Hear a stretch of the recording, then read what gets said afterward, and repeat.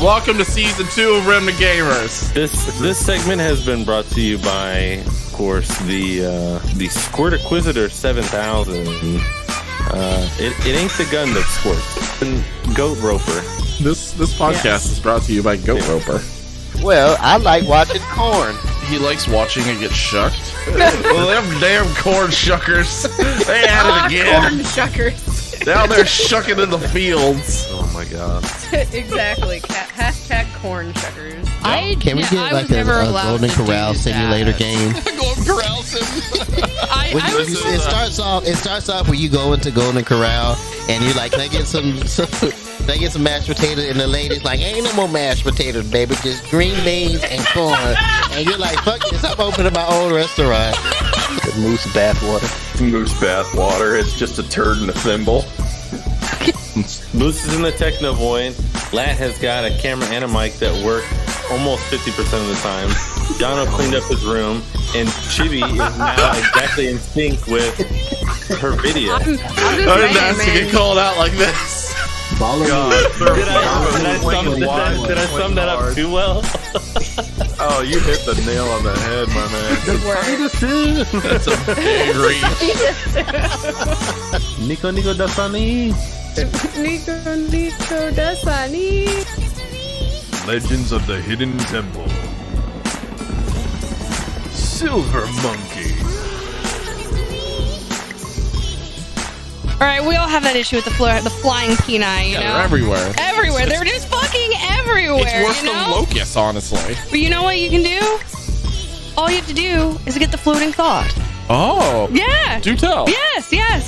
See, what you do is you get this magical kite that just takes it for you. Choking 8-year-olds and power bottom and pigeons over here. I need my safety gear on for this. You just have to get your mouth guard and you'll be fine. Here, son, bite down on this. It's easier if you don't clench.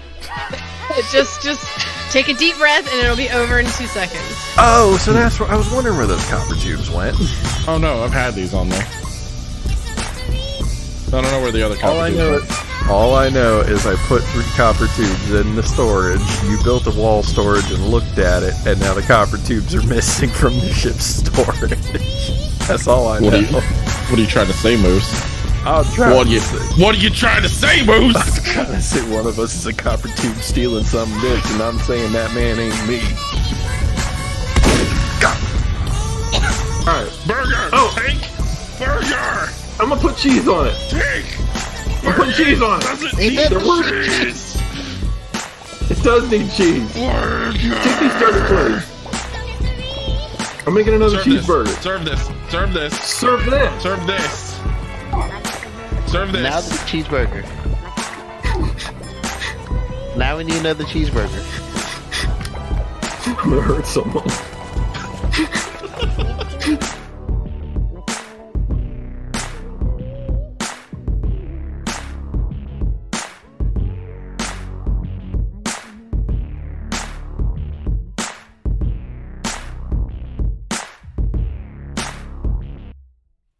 Yellow denizens of interweb. Why did I hear myself echo? We're Yellow. waving my ass around on our channel. You think that's a good idea? I think it's a good idea. We're waving your ass around on the channel?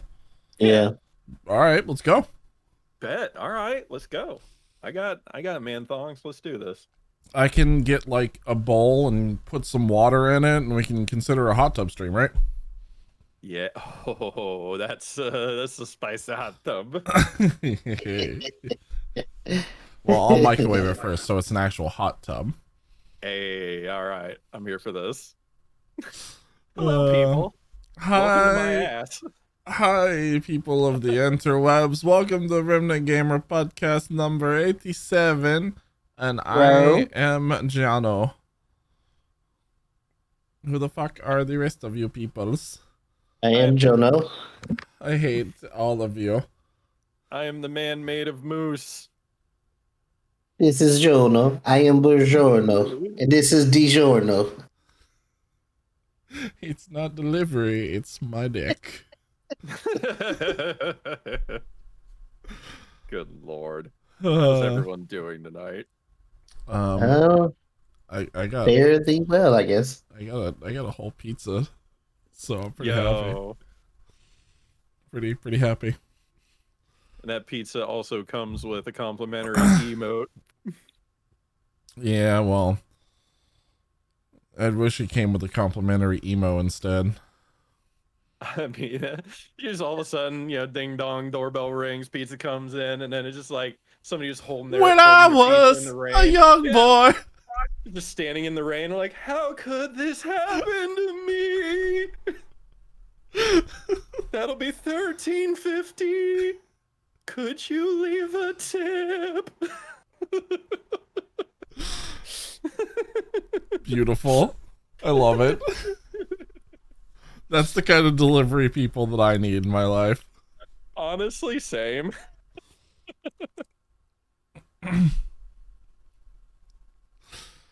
I'm so here for it. Oh, it's too But yeah, good. for those of you that don't know that are also Weeaboo MMO players like myself, Final Fantasy XIV, if you go on to Grubhub and use code ENDWALKER, all caps, no spaces, you can get an emote of yourself eating pizza. So if you're going to get Grubhub anyway, just get an emote for Final Fantasy XIV. This has been your PSA. And if you don't want to use, if you don't play Final Fantasy 14, just get the Grubhub emotes and give them to your friends or something. I don't know. It's a good Christmas present. Say, shut up and eat this pie. Yeah, there you go. And also, here's the pizza. Yeah. Now your Mikote waifu can enjoy pizza. Merry Christmas. We all know it's about the Vieira.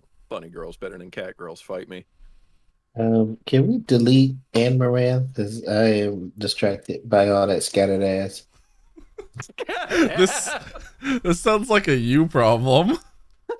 I was trying to delete it, but apparently I can't delete it. Here, there we go. And there we go. Thank you. I appreciate it. Got rid of all that Distracted by all that scattered ass. That is wonderful. Oh, Sound my like goodness. Moose driving down the street.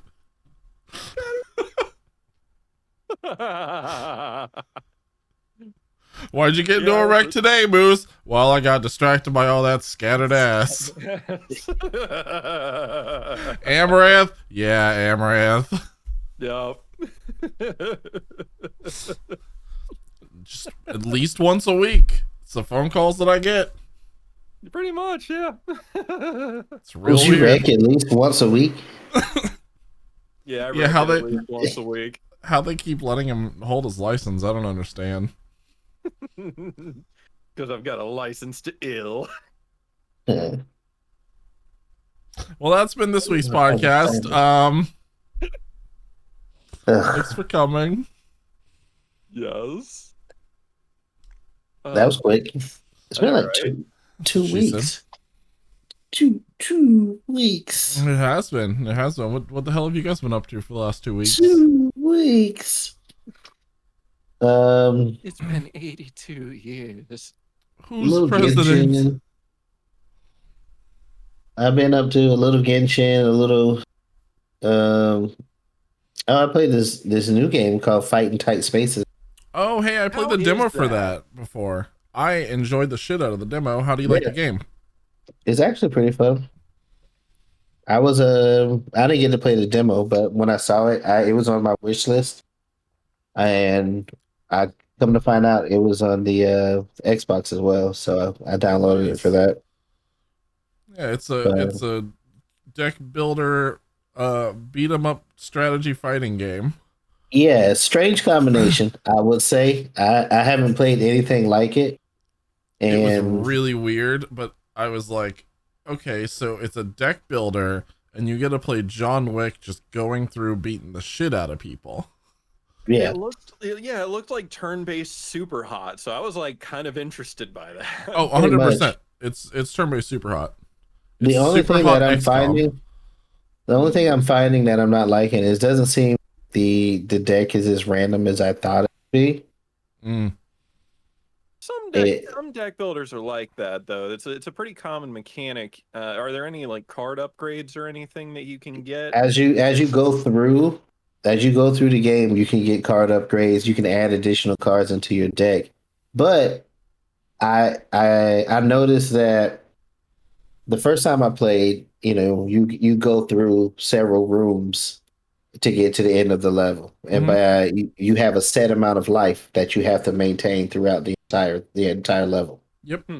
So you do have medical stops along the way where you could use money that you've gained to reheal or to expand your health.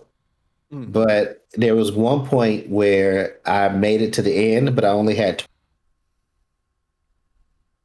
Did I just go deaf?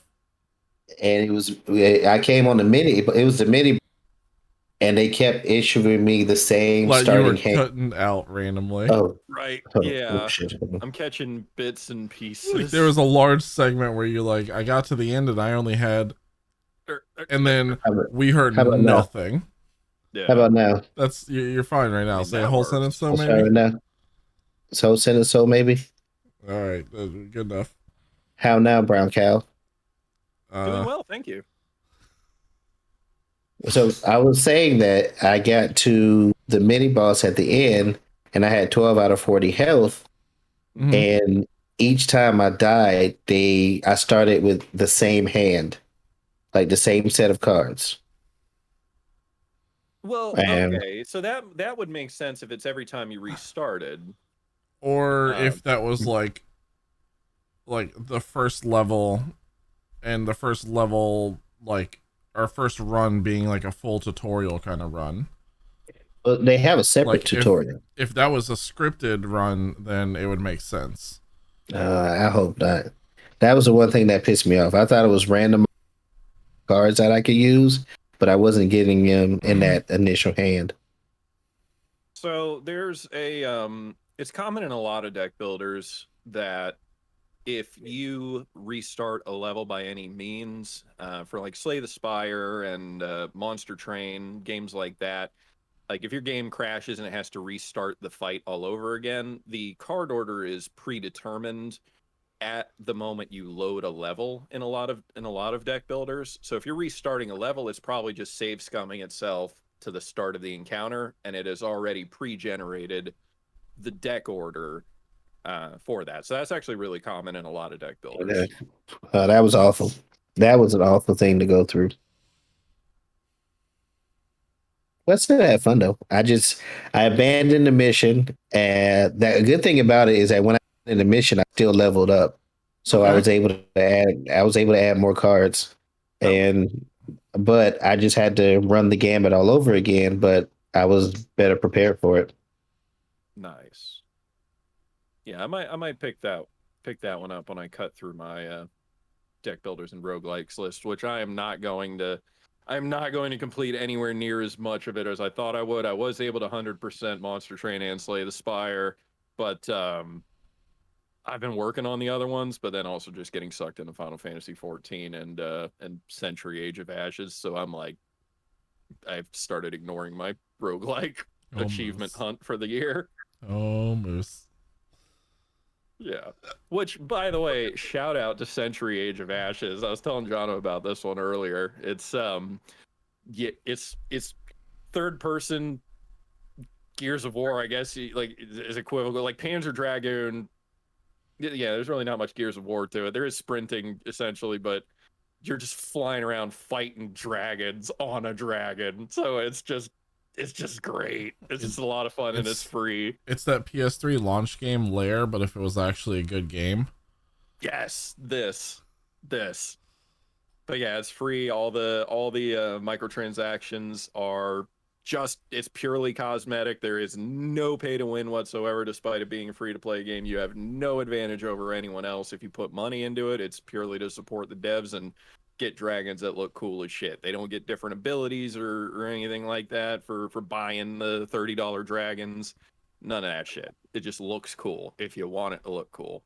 Everyone has the same playing field, regardless how much money they put into it. So kudos. Yeah, like Apex Legends skins. Yeah.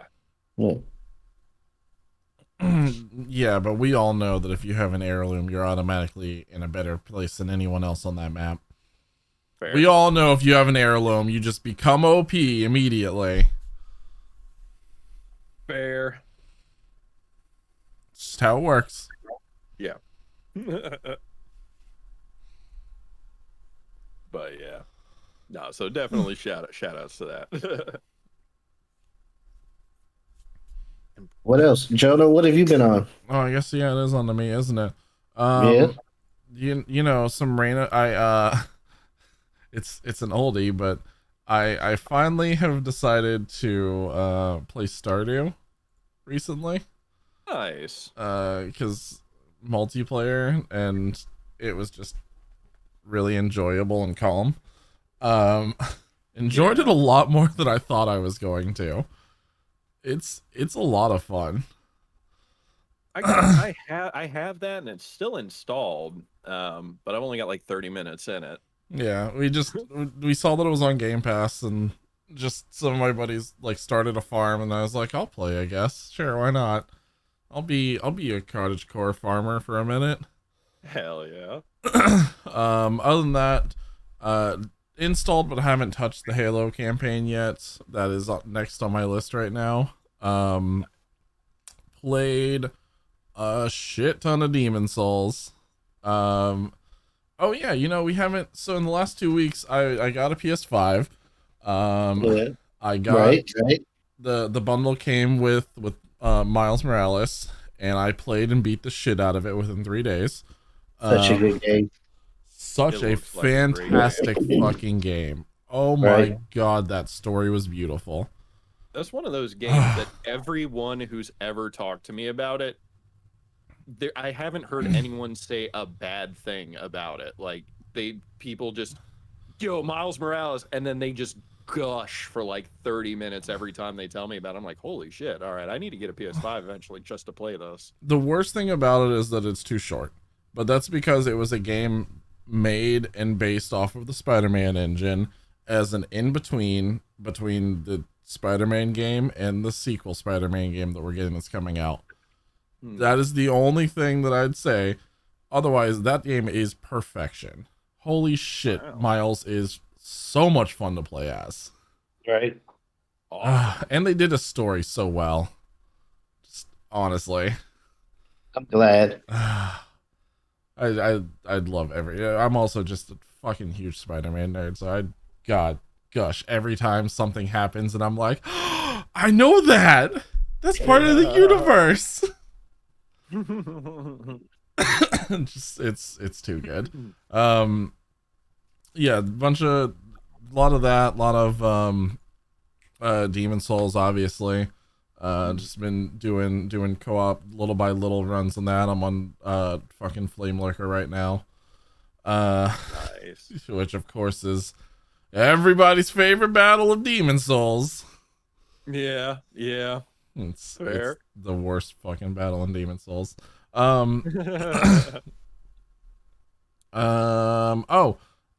were playing It Takes Two for Survival Boys. That's been a wonderful blast. Also, congratulations to It Takes Two for taking fucking Game of the Year. Yeah. We haven't even played it yet, but not played it. We haven't finished it yet. We played it once, and we got, I'm assuming, about halfway through it. We're gonna finish it. Yeah. But even from that just snippet of like half the game, I think both of us at some point or another during the stream we played that on, we're both just blowing up at Spot. That was it's like, an amazing experience. Wonderful story so far. Wonderful gameplay. Like the co-op mechanics in it, I can't gush about enough. Yes. Some of the things are just so incredibly unique to where like you have to do like full cooperative things on there. Like at one point there's like a nail and a hammer, and you each get just one of those two things. And Moose had to throw a nail into the portions of the wall, and I had to swing across it with the hammer, and he had to time it so that when I jumped from one nail, he could hit the other one into the wall so I could get to that one.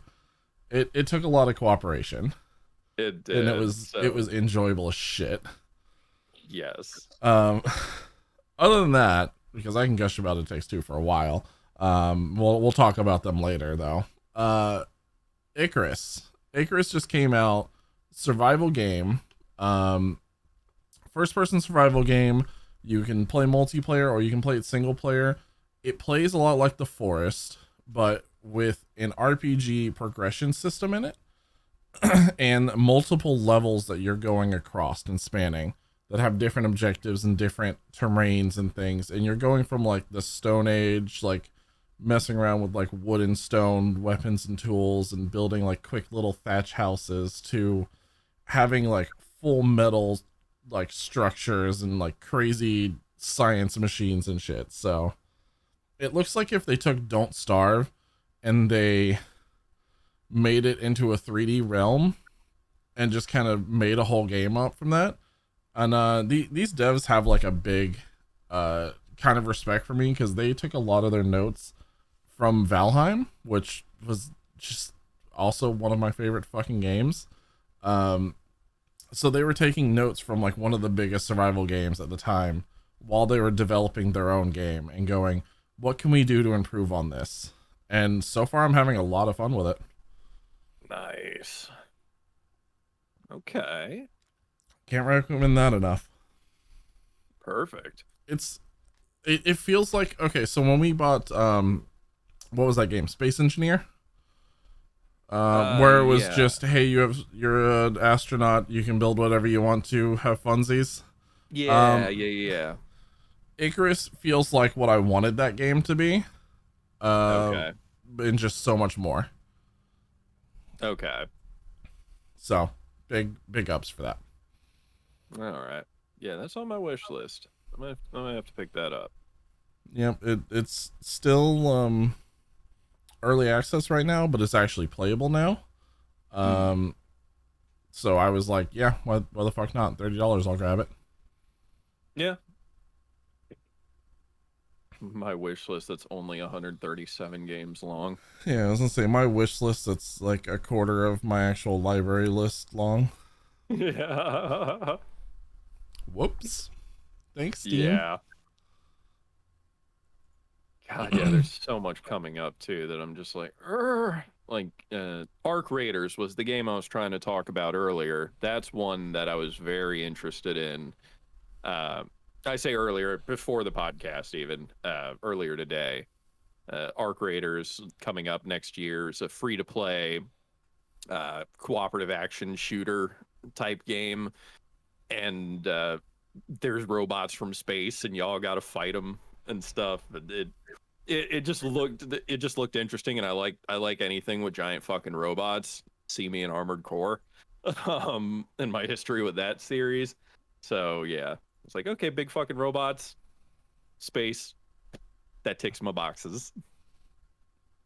I want big fucking robots. Yes. Big robots that fuck. Death by snooze. Yes. The only way to go. It's the only way to go. Yeah. Well, there's no easy way to segue into this, so I'm just gonna go ahead and say, you know, we've seen our fair share of devices that Dooms run on before in our time. Boy, have we. The joke has always been, but can it play Doom?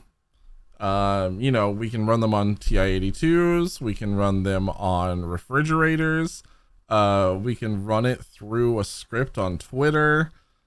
You could run Doom on basically everything. And Yes. we've equally seen our fair share of weird fucking things that you can use to play video games with. Like the person who beat Dark Souls with Donkey Kong Conga drums, or the pizzas, or the bananas, or the Guitar Hero guitar. Those were I've watched a couple of those run throughs. They're fucking insane. But this has got to be one of the weirdest ones so far. And this is a man has made a full working like VR rig to allow rats to play Doom 2. Because why the fuck not? Yep. And I was digging through and I wanted to do some research because this is a weird one. He the whole idea for it was like he wanted better VR like ways to do like things for rats, so you could like do tests for future VR games and things with rats in an easier, more humane way. Because like currently it's a real fucked up process where they have like these really bad haptic like suits and things to put into them, and it's not very good. But he put them on a giant ball with a giant screen as close as fucking possible to the rat's face, so it's like simulated VR, and then has like a little feeder in front of them for when they get hungry. And apparently the rats just got super addicted just to walking around in Doom, so they would just have a blast just walking and moving and just being like, oh, look at that, I'm in next room, this is great. But so far he hasn't found a good way to implement shooting because the rats just didn't want to like figure out how to do it correctly. So that's still an issue that they're kind of trying to work on, is how do we get rats to shoot? But we successfully have rats playing Doom in Simu VR, so that's a win for humanity, right? Yeah. And the Direct Edition posted a link, a YouTube link in chat for it, and it is fucking adorable. It is just adorable. He's got a little stripy sweater on. He's like hauling ass on the ball and getting his nommy noms. Like, it's just cute. And he's playing Doom, so it's awesome. Right? It's fucking wild. I can't wait to see what else like happens. Wait, damn it. My friend is blowing up my phone over this Naruto shit. I was gonna say, is it the Asian ones? No. I take you to one. Like I take you to like two fucking Asian places, and every Asian comes out the woodworks like, no, we're the better Asian. Nah, bitch. Y'all knew about these places and didn't take lat to them. Yup. My phone over here. I keep hearing bzz, bzz, bzz. Yeah. All right. So what's next? What do you guys think is going to come up next? Like everyone just seems to be trying to top whatever the last person did. You know, the last one we had was the guy playing using the pizza as a control. Now, your mic is cutting out so hard. Yeah. Gosh, damn it. I don't know what the next weird thing is going to be then. Because, like, you know, you'd think after a dude beating the shit out of bananas, like, it couldn't get weirder than that, right? And because I have it set to my headphones instead of my microphone. Probably. Playing Fortnite with a fleshlight. I'm sure that's been done. Guaranteed that's been done. Curiosity. Gotta hit the right angles. Build that skyscraper. Oh no, I'm getting chased.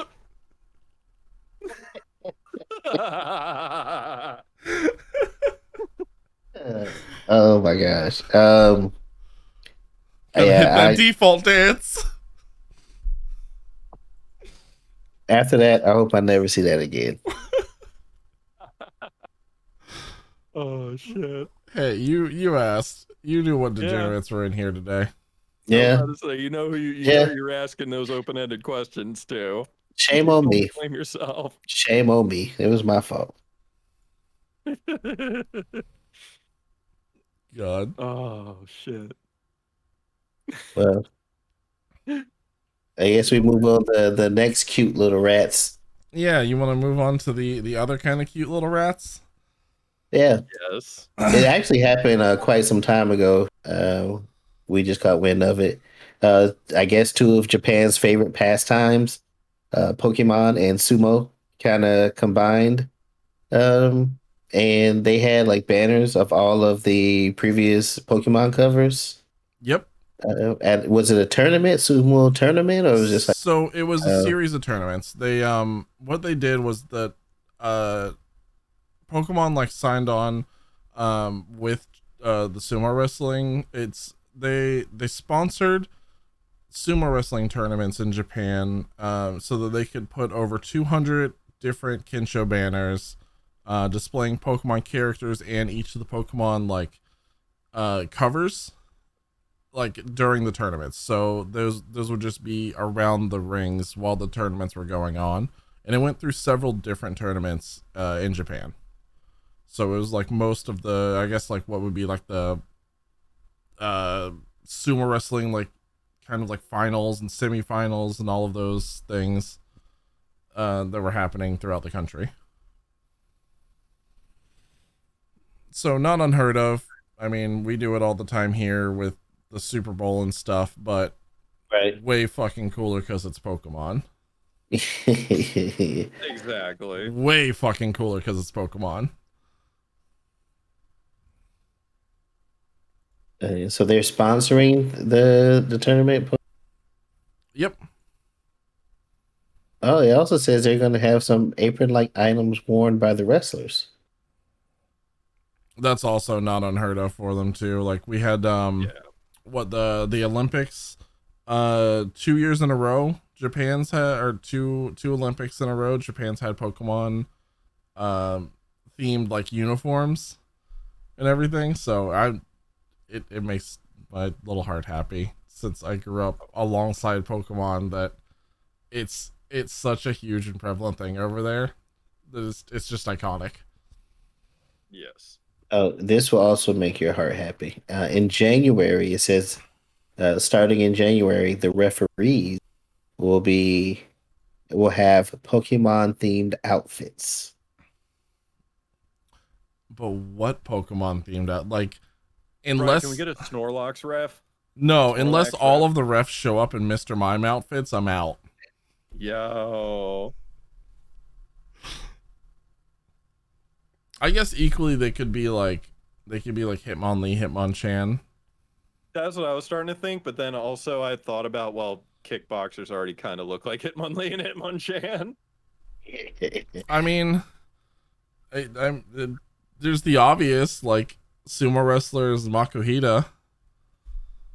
Yeah. They're literally one and the same. That's what that Fair. Pokemon was based around. That's for the wrestlers. This is for the referee. Yeah, I know. Again, Mr. Mime or bust. Completely agree. That's all I want. Yeah, I'm behind this. I'm behind this 100%. We have to see in January. That's when it's supposed to happen. Well, looks like I'm starting to watch sumo. And I'm looking at this picture of the Pikachu, and it terrifies me because it reminds me of that one porn. It just has Pikachu in the middle, and then like these huge, massive guys standing on either side of it. And it reminds me of that picture. I'm It sorry. reminds me of What that porn picture. are you watching? Listen, it reminds me of that picture, that porn picture where the girl is like in dressing and she's Oh, sitting the on the casting couch. couch one, and The casting couch one. That's what that Pikachu picture reminds me of. Okay, all right, Okay. all right. Whew, you had me like all sorts of concern there for a minute. I was like, "Lat watching poke porn?" Like you haven't watched Poke Porn. Come on. Well, I was like, is this anything I'm- like the Jurassic Park porn where they're like literally fucking people wearing raptor costumes? Not that I've ever watched that one to its entirety and it's fucking hilarious or anything, but Listen, someone like me watching something like poke porn, understandable. Lat watching it, way weird. that's a low-key freak. We all I know. was a pervert before I met Tammy, so that.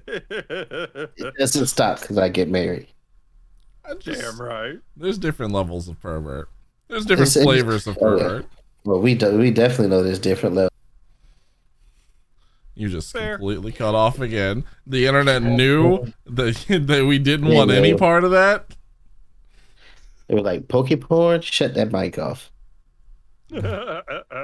Well, speaking of not wanting, Microphone notes for Moose to launch later. speaking of not wanting any part of this, I'm gonna move next topic so that all the PS5 topics are together. Let's talk about one of the biggest transition switches that's happened in the last 2 weeks, and that was Ludwig switching over from Twitch to YouTube, and then proceeding to get banned 3 times for his live stream since then. Oh, it was 3? Yeah, he's been banned 3 times since he started. He's officially been part of YouTube for 12 days now, or maybe 13, something like that. So Ludwig, as most of you probably should know, is one of the largest content creators on Twitch. He was number 6 when all of that leaked information came out, I want to say. For like highest revenue or whatever. Yeah. Okay, yeah, about how much the streamers made on Twitch. He was the person who did the 31-day subathon that broke every fucking record for subathons and like Twitch like income and revenue and everything like that.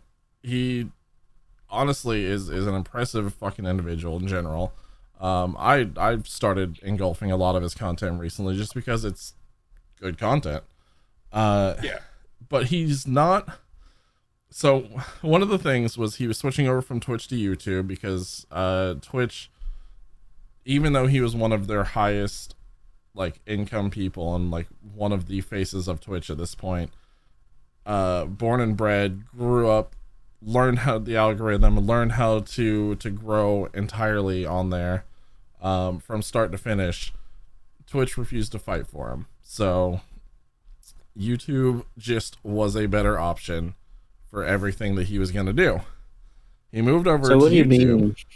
What do you mean when you say Twitch refused to fight for? So basically, when they he had interviews and calls with both of them, talked to Twitch, and they were like, cool, so this is what your partnership like renewal and everything is going to entail and everything. And YouTube was like, we'll offer you this much money if you want to come over. So he lets Twitch know. He's like, hey, YouTube's offering me this, and any like response or anything? And then and Twitch is just like, no, you have what you have, basically. Yeah. Kind of like old job, new job type thing. Yeah, and then YouTube was like before he was even able to like respond through with Twitch and everything, because he was already ready and good to go and to sign back on with his partnership with Twitch, because he was like, well, it's the horse that I know. YouTube was like, listen, we'll counter offer again, we'll give you this much more, and we'll give you this and this for the contract. And he like brought that back up and he's like, hey, Twitch, I think I'm just gonna sign on with YouTube because they're offering me a pretty big, like pretty hard to refuse deal. Right. And Twitch is just like, all right, good luck, have fun. Yeah. It's basically the entirety of their response was, all right, GLHF. Yeah, I can understand that. So like, all right. Like they very much don't care about their creators. Yeah, I can see. Even their top priority ones like that, which is insane. But the big thing about it, and the weird thing about it, is like YouTube gaming has always been just YouTube gaming. It's been people who are gaming, who are live streaming on there. Ludwig does not play games. Yeah. Ludwig is a just chatting, reaction to things, farming up YouTube video creator who just kind of is in a constant just discussion based type of thing. And that's weird and different for YouTube. So it's been a weird growing cycle, and I'm sure it's going to continue to be a growing cycle for him. So let's talk about his ban. His first live stream, he was doing some reaction, watching like a compilation of all of the best YouTube videos. I only read about the one ban. I didn't know he was it's moved over to Twitch. All 3 bans have been over basically the same thing, where he's watching YouTube videos and then it's been copyright struck because of stupid things on the spot. Right, literally on the spot as he's live copyright strikes. The first one, which is just hilarious to me, was for Baby Shark. That's the one that I read about. Yeah. But I mean, like, you're on YouTube and you're streaming YouTube and you're getting banned for streaming YouTube on YouTube. Yep. Because copyright law is fucked. Mm-hmm. It Who is the hell not knew streamer friendly. the Baby Shark was gonna come after someone so viciously? Yeah. Like, of all things, I never would have thought Baby Shark would be the one. Me either, because that damn song is everywhere. Yeah. Insane. Yeah, so it's a wild fucking time over it at just Ludwig HQ. Just from being he's done a lot though since he's already been on YouTube. He made, because YouTube's got a very poor like system as far as their chat and their live features and things goes. One of the first things he did when he came over was create a plugin or an extension for Google Chrome that fixes basically all of YouTube's like chat and gaming experience. So your Twitch like emotes all basically one-to-one came over. The chat functionality all works the same. I even downloaded it just so I could see like how it worked and everything. It was like, this is impressive as shit. But yeah, it's crazy that he is one of the largest ticket items that came over from Twitch recently and has gotten banned several times. Do we know what the other two bans were for? I know They were like in depth. Okay. Yeah, they were just other content strike ones. The similar situation. Yeah. All right, so don't play Baby Shark right from YouTube. Just, be super cautious about things that you're watching. Exactly. Yeah, if you're gonna pull up something on your stream and you're a YouTube streamer, beware. Mm-hmm. We've had some. I remember we've had an earlier because like some baby he was watching some baby a diaper commercial or something, like a baby's ass flashed across his band. Audio listeners, I'm so sorry. Am I still cutting out? I heard yes, baby, but I was letting it go ass. for as long as I could because it was fucking hilarious. Yeah. Like Other creators, baby's ass. Baby's ass flash. Hold on, let me adjust. My mic is like maxed out, so You gonna try speaking into your mic? Is your mic close to you? What's going on over there? is my mic close to me? Yeah, this is a valid question. Did you try turning it off, turning it back on again? Is my mic close to me? It is now, and I can hear you. Yeah, that's true. So you can hear me here, but you can't hear me. No. You were correct. Do you have like noise gate settings like really strict right now or something like that? Yeah, have you tried sending it to Wombo? No, I haven't tried sending it to Wombo. You have it set for M for mini. You gotta set it to W for Wombo. It's set for K for kiss my ass. I don't see. You don't see the Wombo button? No, I don't see my entire settings go. That might have something to do with it. Are you sure that your mic is set to your actual microphone? It's not set to your headphone mic for some reason? It's not set to my headphone mic. It's set to the microphone. Do you have your Wavelink software running right now? I meant in Discord. That's what I meant. I have to pull up my Wave 3 software because it's gone now. It was there before. Like, that might be why. Yes.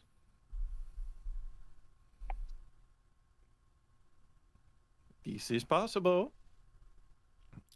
We apologize for the technical issues over at the Remnant Gamers. No, we don't. I was about to say, would it be a Remnant stream if there wasn't any technical issues? We don't apologize for anything. Audience members, kindly fuck yourselves. We didn't say all of that.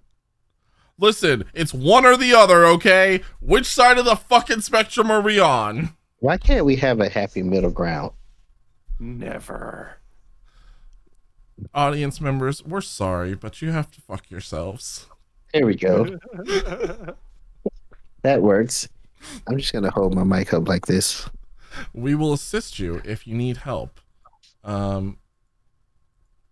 Please kindly turn around and insert into anus. I guess it's time to get an arm. I have two. Yeah. Strangely enough, I have one also. Amazing. Set that up. You know, along with all of the other things that you have that you don't set up. Right? Yeah.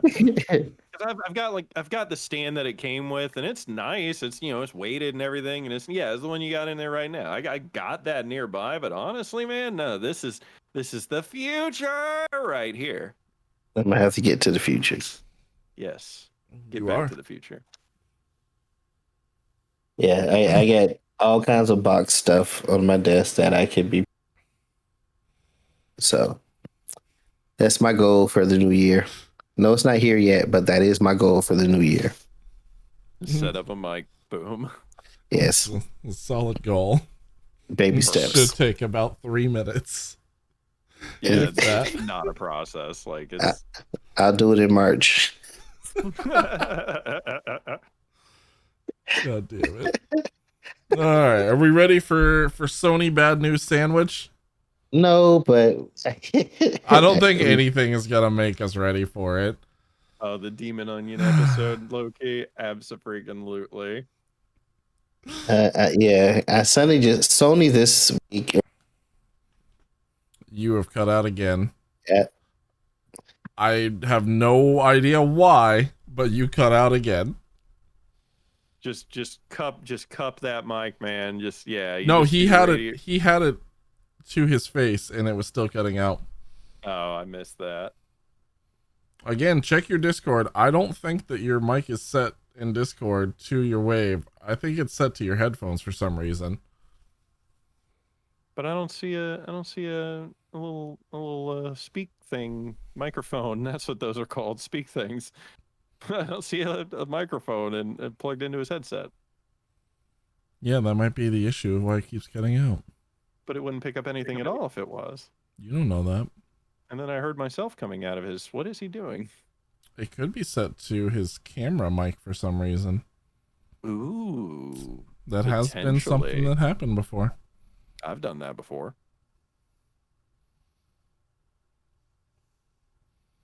Future Jono, just cut all this out. Actually, you know what? Fuck it. Keep it all in. Audio listeners, fuck you. Yeah. This is the Remnant troubleshoot microphones episode of the podcast. Yeah, Discord is fine. It picks up whenever I speak into it. Have you tried? I see my bars moving. I got bars. You got bars, man. Yeah, in Discord I have bars. If I change my output to the wavelength, then I can't hear you guys. Well, you're not really missing out on much. Yeah, it's fair. Who would want to hear us?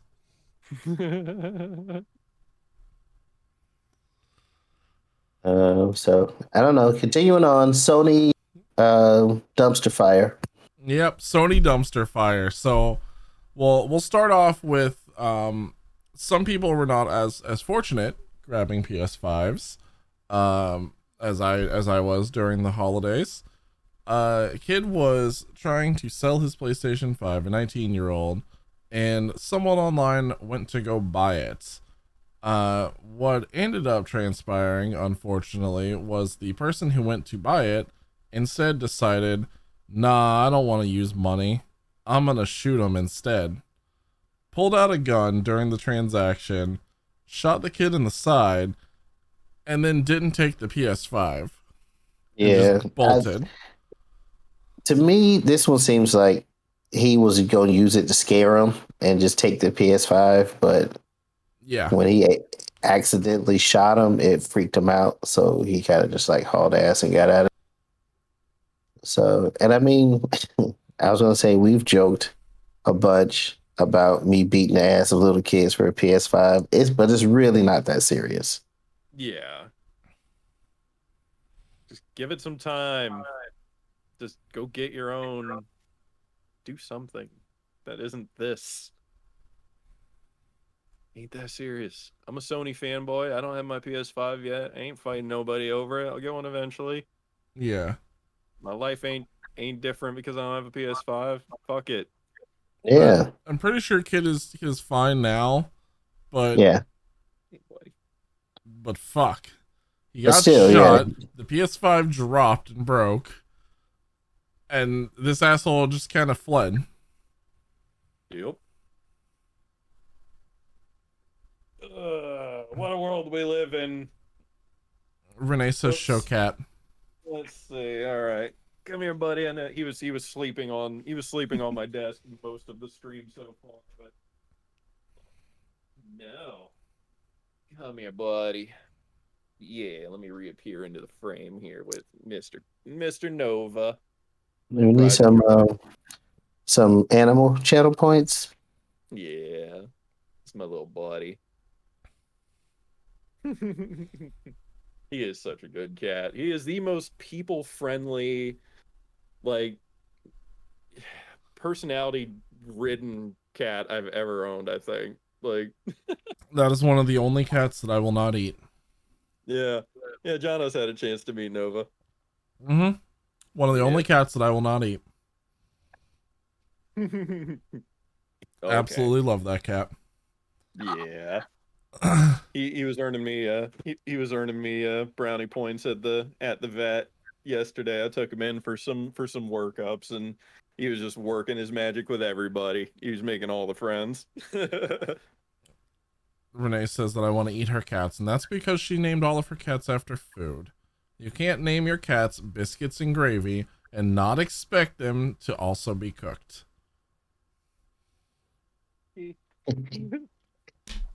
That's actually a valid point. Usually I don't agree with Jono. I kind of see the logic in that. So that's my naming convention for cats I don't own. There's a colony of cats that live outside of my office, and yeah, they all have food names except for Tuxie, a little tuxedo cat. I got lazy with him. But you got the white cat and the black cat that pal out. Of course, there's Salt and Pepper, Gingerbread, the orange one. There's about 8 of them, and they all have food names. Oh, Moose.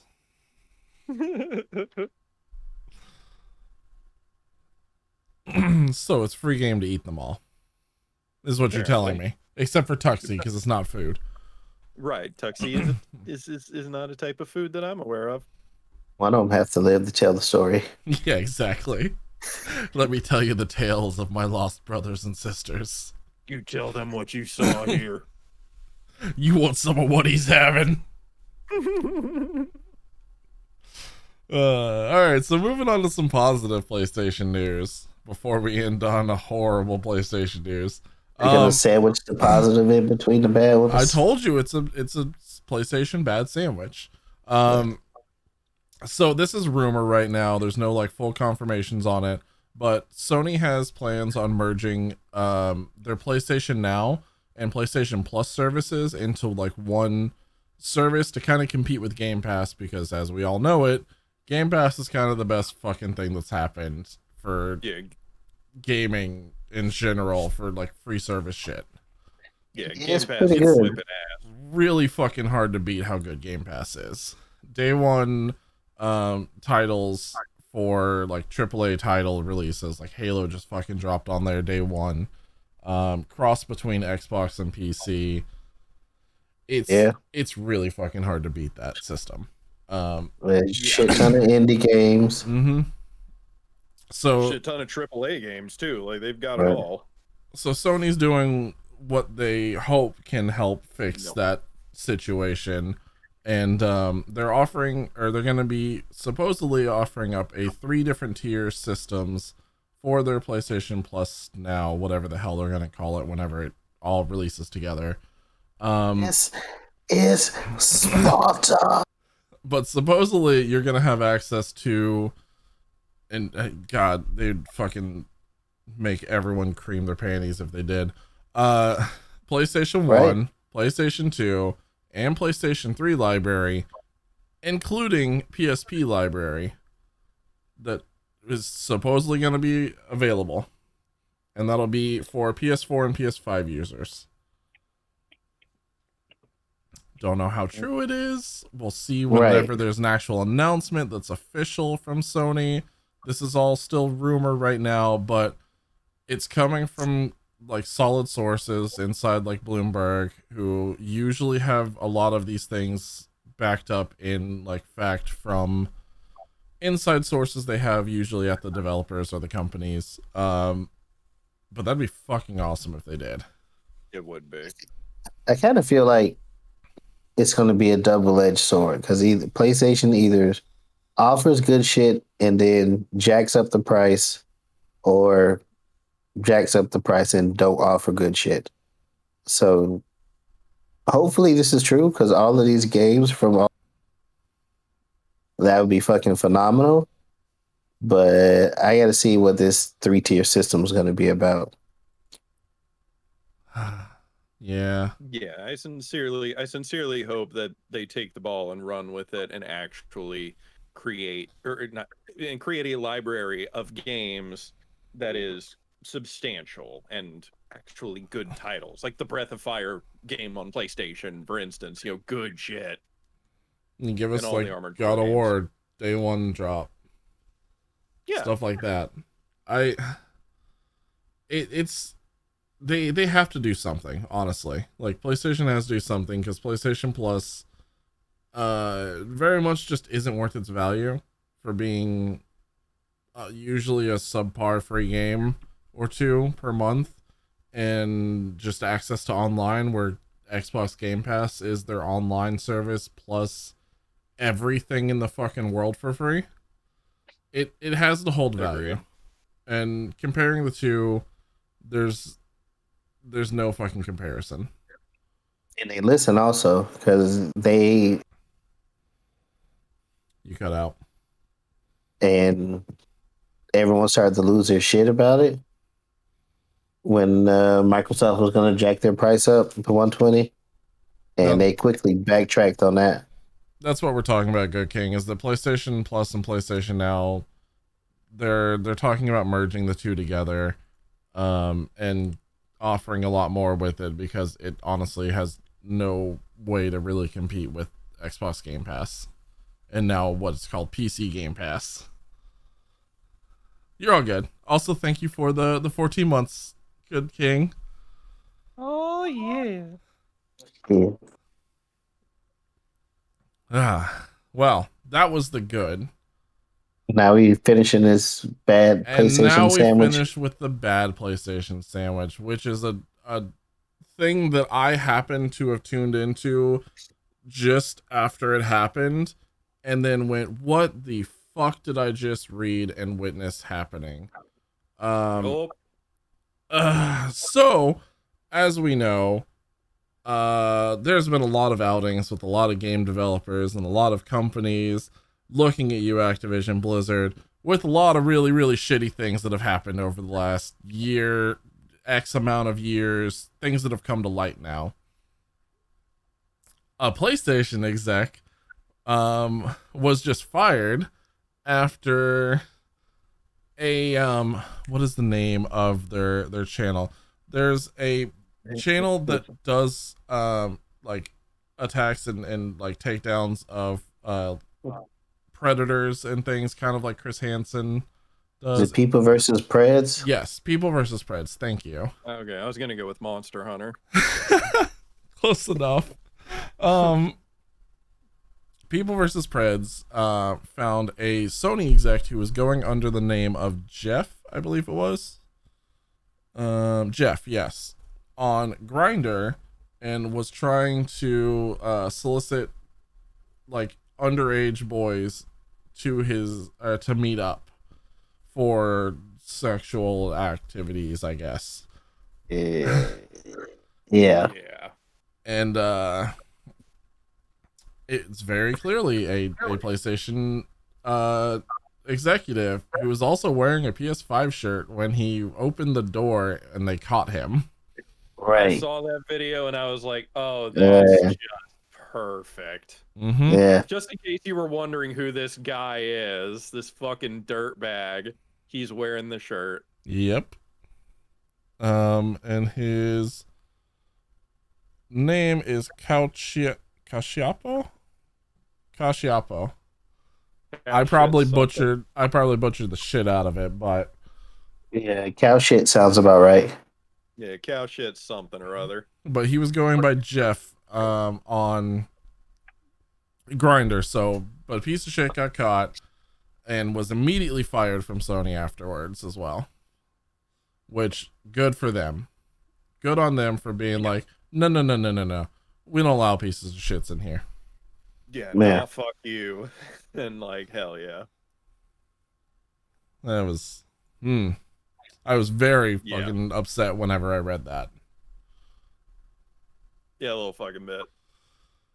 I mean, you know, good on Sony for acting quickly on it and not trying to release some an environment around it. it. It's not releasing some type of statement that's going to be like, don't worry, we're hiring an entire department to look into this. We're creating a task force. Don't worry about it. Yeah, that bullshit. Looking at you, Blizzard. Yeah. We are aware of the complaints and we hear you and we want to do what's best here, so we're launching an investigation. So side tangent. I think I'm the only one who watched the Game Awards the other night, but the opening keynote to the Game Awards basically said, "Fuck you, Blizzard." Fuck you, Activision Blizzard. The whole start of the keynote for it was, we in the gaming industry do not uphold and applaud any sort of misconduct or inappropriate action within within companies. If you see something, say something. Here's the number to call. Speak out, please. It was basically a keynote that said, "Get fucked, Activision Blizzard. You're not allowed at our show. Get your shit together." Hell yeah. I was very happy. Oh yeah.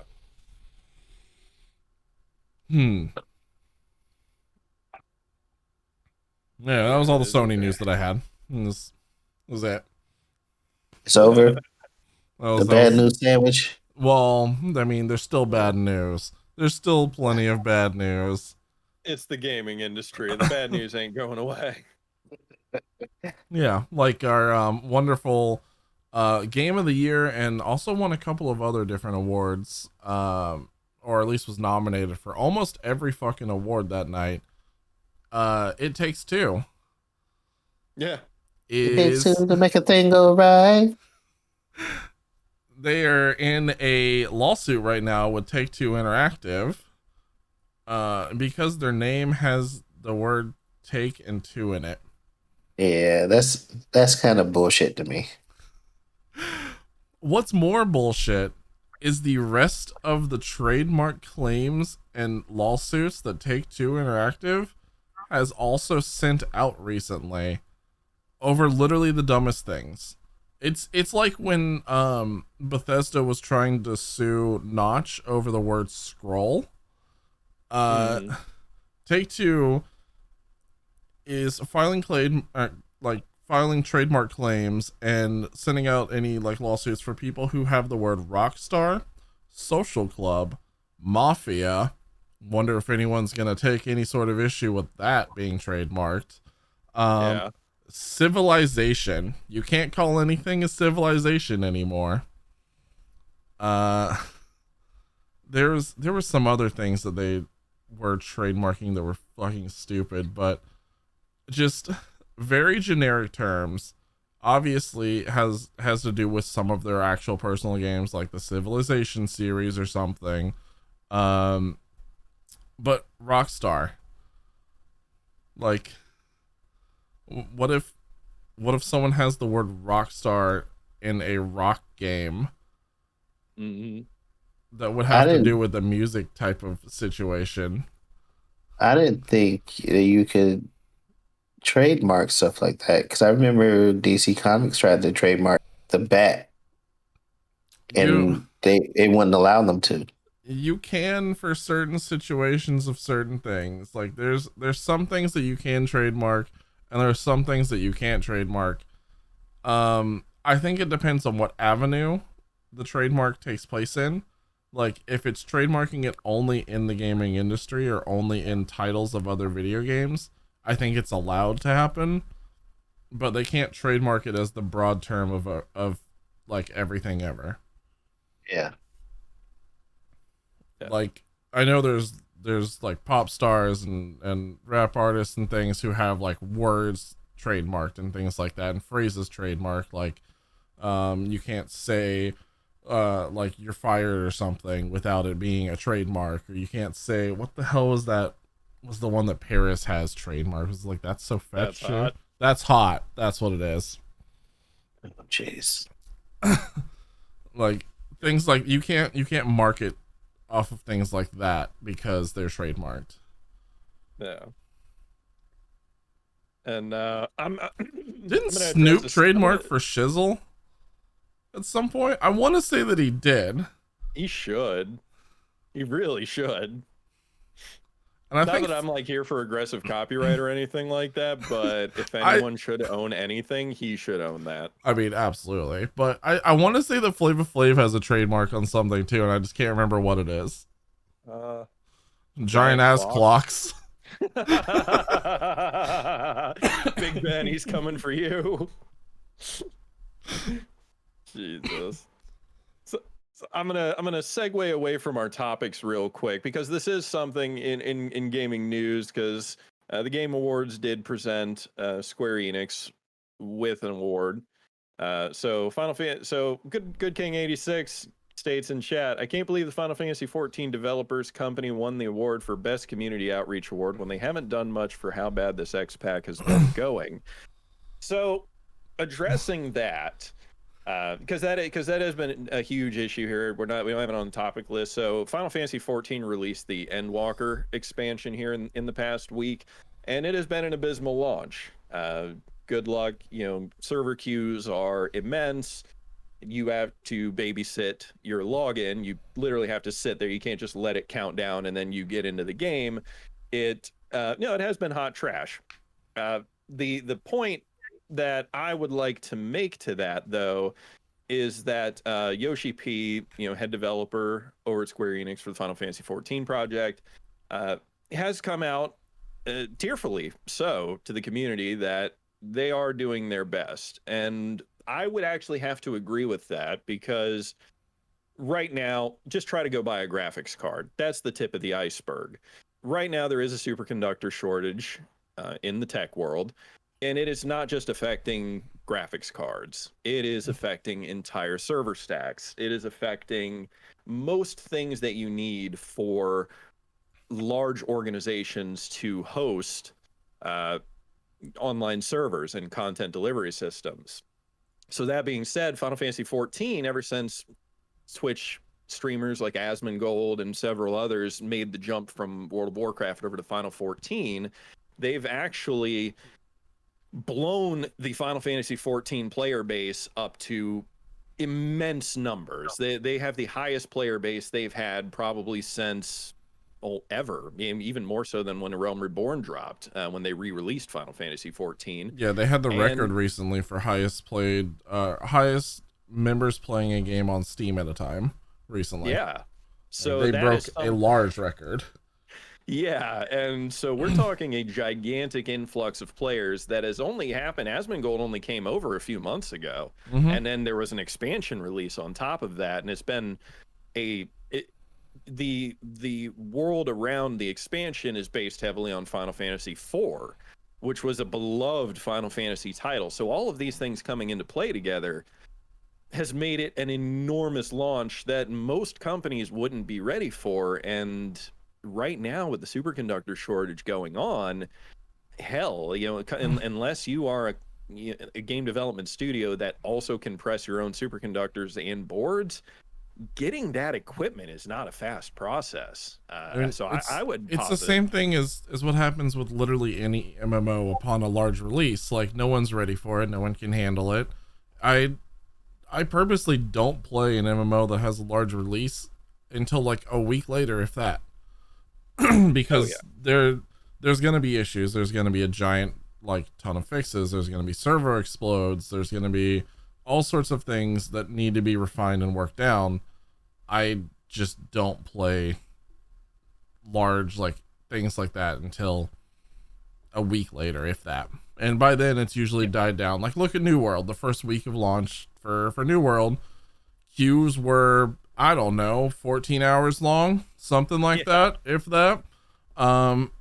Even on low pop servers, they were basically the same thing. And then you just waited for an entire week, and then everything started opening back up. They opened more servers. They started doing more transfers in. Everything smoothed out. It is the unfortunate of playing MMOs is that you are going to have these struggles no matter what you're playing. It could be WoW, it could be that. Probably wouldn't be Rift or anything because those are dead.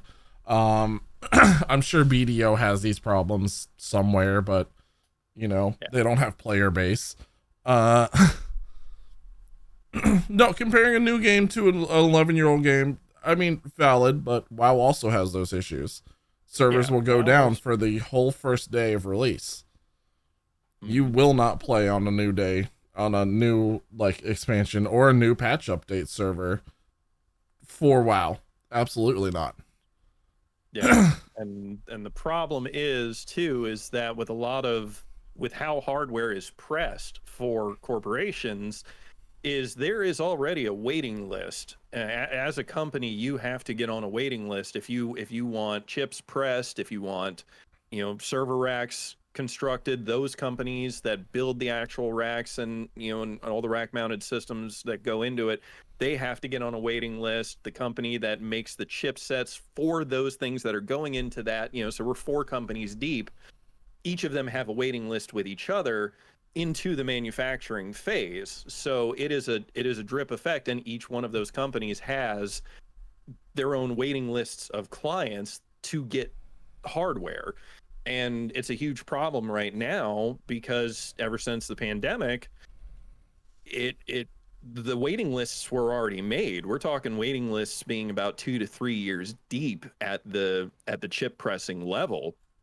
So you have to have planned for this that long in advance, knowing that 500,000 players in 3 years are going to jump ship from arguably the world's largest MMO to the world's largest second largest MMO. You would have had to have planned for that in advance. And so I feel like Square Enix is doing everything that they can, but their hands are, just like every other company out there, their hands are pretty tied by this. There was no way they could have predicted this much of an influx. Stormblood was huge, but this is enormous compared to the Stormblood launch. I don't feel like any company could have prepared for this. I mean, the amount of influx, especially with everything that happened with Blizzard, spiked the numbers to astronomical levels to where this game hadn't seen.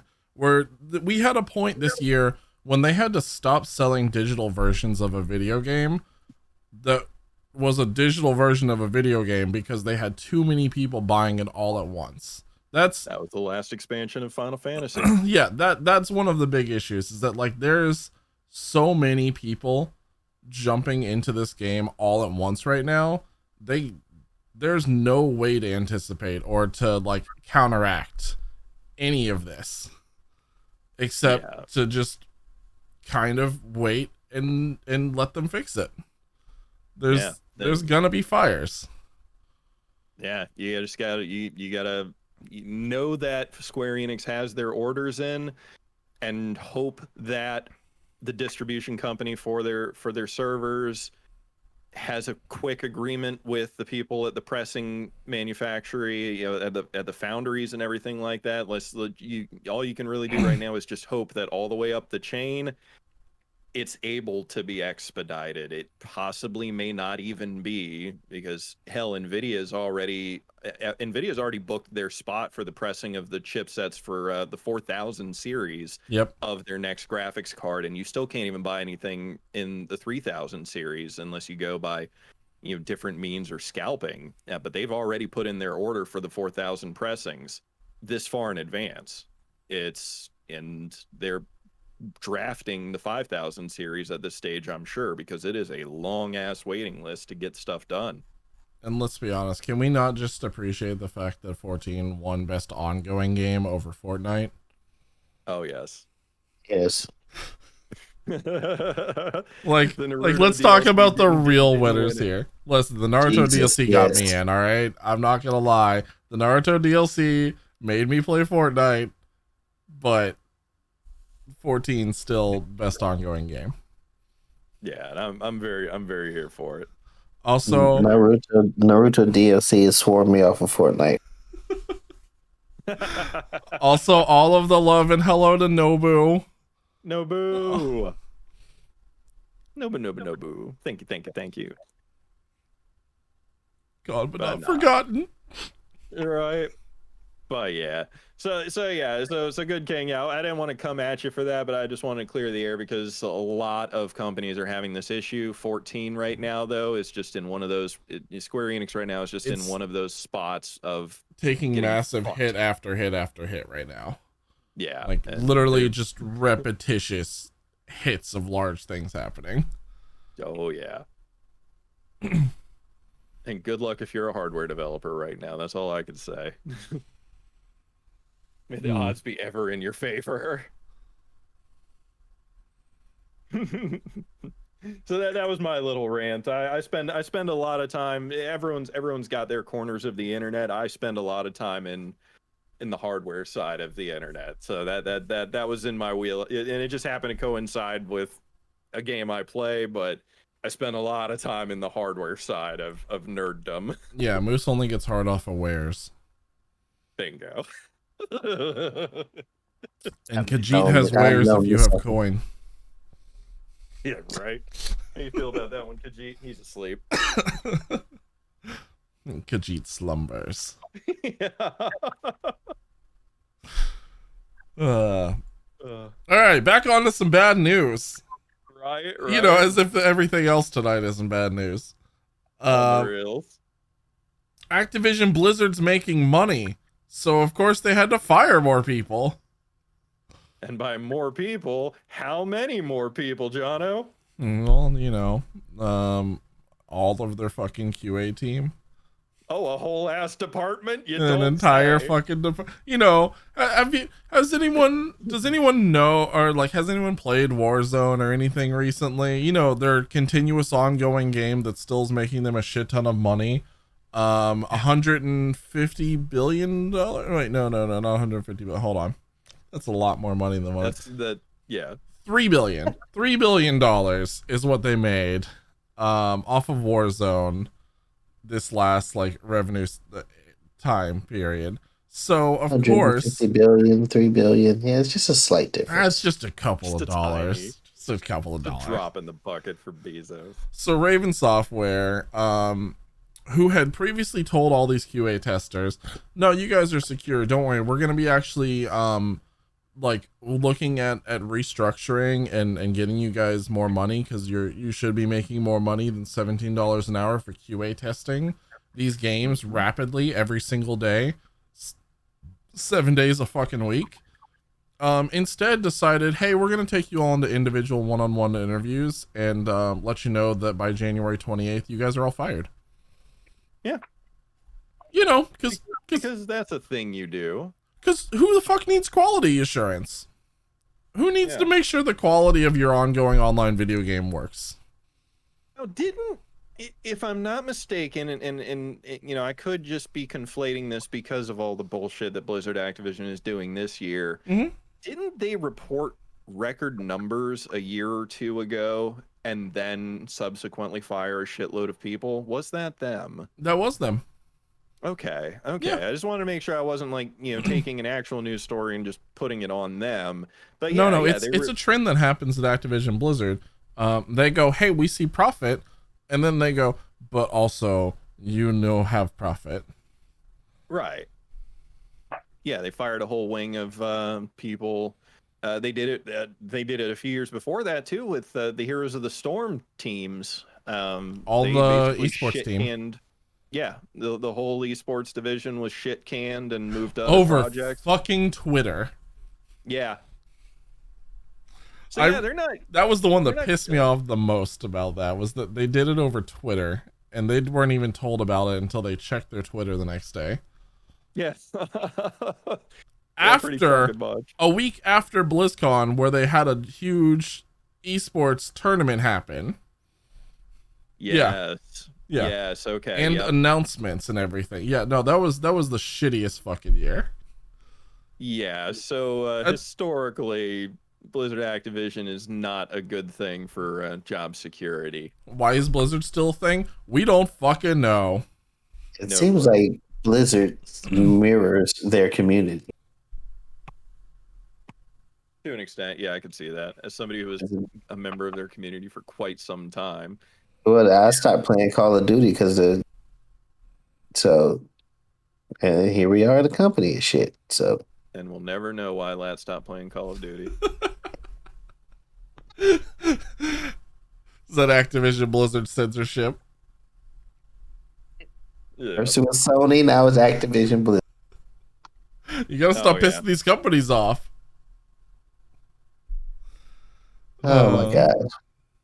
Yeah, that Blizzard Activision merger, like Blizzard North was amazing. And Blizzard was a hell of a company up until that Activision merger, and then I saw the writing on the wall when they started basically letting Activision control their release cycle. That was the first nail in the coffin for me, because Blizzard straight up, Blizzard was like Hideo Kojima. I'm going to release a game when it's fucking ready, and you are going to buy it because you know it's going to be quality. That used to be the mark of Blizzard North. Like, that was it. You knew, okay, this game might get delayed, but it'll be worth it. Activision comes in and it's like, no, we're going to release games when we say we're going to release games. No ifs, ands, or buts. And then they started them on this trend of really cutthroat, for the profit margin only type of development. And now we're here. Yep. Honestly, just fucking good on Bungie. Good on Bungie for going, nah, fuck you guys. Agreed. I can't say that enough. I'm so happy with Bungie. That was a smart freaking decision on their end. They are free and clear of all of this. Say what you will about Destiny, but a Bungie scandal. No, I highly doubt it. And say what you will about Destiny, but Bungie made the smartest decision. Get the fuck away from Activision. Yes. I concur. Okay. Right. Well, shall we talk about something that at least has a little bit of positivity in it? Yeah. Even though it's about doom and gloom. Yeah. It wasn't really okay. I see where you It's a Silent Hill tribute kind of game. It's about doom and gloom. Yeah. Oh no, I thought you were talking about the tournament, the Call of Duty tournament. Oh, you're right. I did miss the thing, didn't I? I did. Yeah. I completely did, because I forgot about it already. My confusion was legit. Your confusion. Yes. That's also where my 150 number came from out of my brain. That's why I said 150 billion was a COD Vanguard player was in a $150,000 tournament and completely sabotaged it with just I want to say that it was just a dumb brain fart is what happened. Because watching it, it was like, there's no, like, he was so in the moment in tunnel vision. There's no way that he didn't, he didn't even realize what he did until after he did it. And yeah, I have done and have seen stuff like this done at majors in the past. So this is not anything new. This is just being so far in the zone that you're flying off instinct and then you fuck up. The clip and everything happens so fast that you don't know what happened until like someone tells you what happened. But like it's a like 10-second clip of action where player is going, he's got a sniper, they are making like pro call outs and just like directing each other and telling them where they're at. One of his teammates goes, "Hey, I'm going tunnel."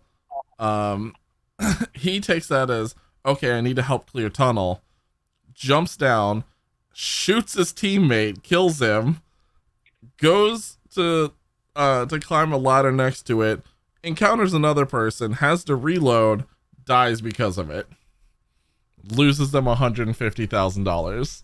Yeah, and this was player Sally of Team Sally as a dog, and you can hear the comms plain as day. But this dude was so in the zone. The comms are, "Hey, I'm relocating through tunnels." Essentially, he heard tunnels. He was next to tunnels. He had his sniper rifle ready. He jumped down and he one-shot domed that motherfucker in the tunnels because he heard the word tunnels.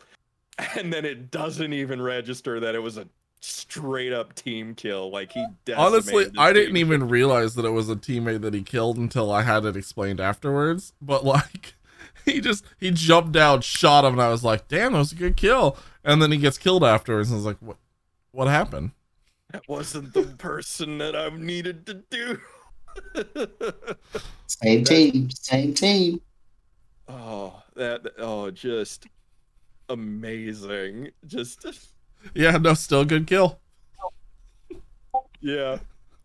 Never saw it coming. It was clean. Like, it was clean as shit. Like, if you go find the Team Sally as a dog clip and you go find that kill, like, I don't care who you are, like, that was clean. That was a good shot. That was an excellently done, onesie right there. Onesie on the wrong freaking person. So good. God. Yeah, it was pure skill just aimed in the wrong direction. So yeah, it's like, it sucks for them, but damn, is that good content. That's something good to have on the internet. He'll always be known as the dude that fluffed that tournament. Oh yeah. And it's like, but good shot though. But you done fucked up. All right, so what I was originally thinking that we were moving into, yes, is a new psychological horror title called Stray Souls, which is a very, very reminiscent, very like big homage to the Silent Hill franchise. It looks good, which is very funny because at the Game Awards, there was a game made by one of the artists, I want to say, or someone who had worked on Silent Hill, that's coming out. It's called Slitterhead. It's got the dumbest fucking title in the world. Mm-hmm. But this Stray Souls games looks more like a tribute and more like a successor to Silent Hill than that game does. Yeah. And I think I'd rather have this one. Yeah, as long as they fix the derpy looking running cycle of the protagonist. That was the only thing when I was watching those clips. I mean, he's running around like a titan pretty much. He's just like, he looks stupid. Wait, how was he running, Moose? He's like,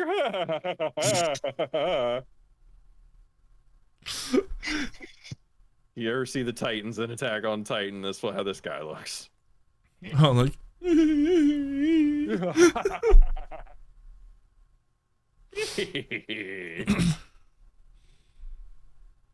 Yeah.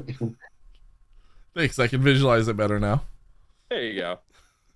Yeah, the running animations are jank as shit, but those creature animation, like the creature concepts so far that they have, kind of terrifying. So I'm here for it. Yeah. And also just the atmosphere and everything else in the environment feels much more Silent Hill. And there's fog. Well, yeah. There's fog, there's things that look like destroyed building, kind of Silent Hilly. So, yeah. You know, it's got that thing. The thing that I like. Yeah. You know, everything. Oh yeah. But yeah, no, I'm very intrigued as to where this game's gonna go, because there's some genuinely, if you go find the like the announcement trailer and everything like that, there's a couple things in there that are kind of genuinely terrifying. Like when the dude was like standing outside of the house and just kind of panning over it, and then there's just some like woman demon thing in the window just like just shaking around like that. I'm like, I'm gonna shit myself. This looks like a good game.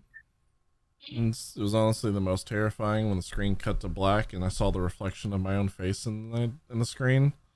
It's fucking horrible. Is. Yeah. That's the worst terror of all. That's the true terror. Oh, time to regenerate. According to Nobu, redeeming the regeneration. Oh, hey, we haven't touched our channel points. You know, season 3 is just around the corner. Yeah. We need some ideas for some things and stuff to happen for channel points. I'll treat regeneration as I need to go get another drink. My throat's kind of parched anyway, so good looking out, Nobu. Always watching out for us. That's why I love you. I'll help you quench your throat. I don't know what he said, but I think he said, "You dirty, dirty bitch." And I'm going to take that as, yes, I can. Who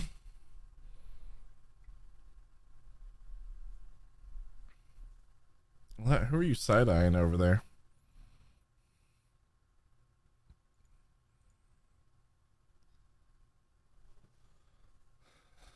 Can use that as a hydrate button. It's a very expensive hydrate button, but yeah, I guess so. No water. No water. It's after 8 o'clock. No water. It's okay. I have 87.9 thousand points. That's true. You know, you're right. Everyone has a ridiculous amount of points. Yeah. We're gonna have to figure out some stuff. Everyone dump all of your points into one thing, and we'll dump Moose into a bath full of hot sauce. Yeah, no. I value my pee hole. Oh, don't worry, I'll plug that up for you. Now you know what I'm into, baby. Let's go. That's right. Jeez. We're gonna have a sounding stream. Let's ride. I'm gonna get one of those funnels that you have for like oil and stuff, and we're just gonna plug it right into your butt and pour all the hot sauce in. Hey kids, Google sounding. Hey kids, don't. So yeah, they canceled Cowboy Bebop. Yeah, speaking of torture, yeah, Cowboy Bebop was canceled already after the first season, which is really unfortunate. It is. I really enjoyed season 1. I have ups and downs with it, but for the most part, I really liked what they did. Scenery, environment, everything fucking spot on. Jet was fucking amazing. Yeah, I was about to say Jet is the pinnacle of that show. Like, just killed that performance. Yeah, so excellently. And honestly, John Cho as Spike Spiegel, also equally fucking amazing. Yeah, super I still impressed. Haven't watched it, but did they give us a reason why it was canceled? Netflix. Just didn't. Yeah, just Netflix. It didn't hit the numbers that Netflix wanted it to project. So they said, it costs too much money to make. Yeah, I was gonna say they're doing a lot of things to, because they did it with Jupiter's Legacy. Mm-hmm. And then I knew it was John Cho, right? Yeah. He was out for a while because of a leg injury. So I think that they kind of, when that happens, they try to pay them to stay on, and that may have contributed to it as well. Possibly. I don't know. It just, things added up, and they just didn't like how it happened. So they were like, nah, we're just gonna not do it.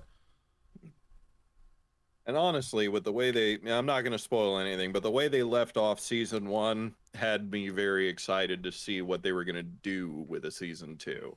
It was a huge cliffhanger, and it was something really that was. everybody wanted. Yeah. Because like it really, by the time you get to the end of season 1, it's not following the anime plotline anymore. It has separated as its own entity, and I was really excited to see. Okay, well, yeah, because original Cowboy Bebop is like what, 8-10 episodes? 24 actually, I think. Yeah, Yeah, I think Cowboy Bebop was like 24 episodes, because around episode 10 or 11 you had Ballad of Fallen Angels, or that might have been earlier than that. I only remember like 10 episodes on repeat, like the refrigerator episode, the alien based episode, basically. Yeah, the introduction of Faye with the gambling stuff, the first episode, which is the Red Eye episode. Amazing. Yeah, fucking honestly love what they did. Yeah. The clown episode with the crazy bomber clown dude. 26.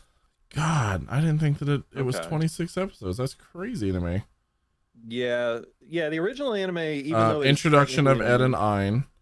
Mm-hmm. That episode's always iconic to me. Oh yeah. I was like, it's the saxophone. The saxophone episode with the saxophone person. I just love the Mushroom Hunters episode, just because Ein takes the magic mushrooms, and then it's just the little pop dog just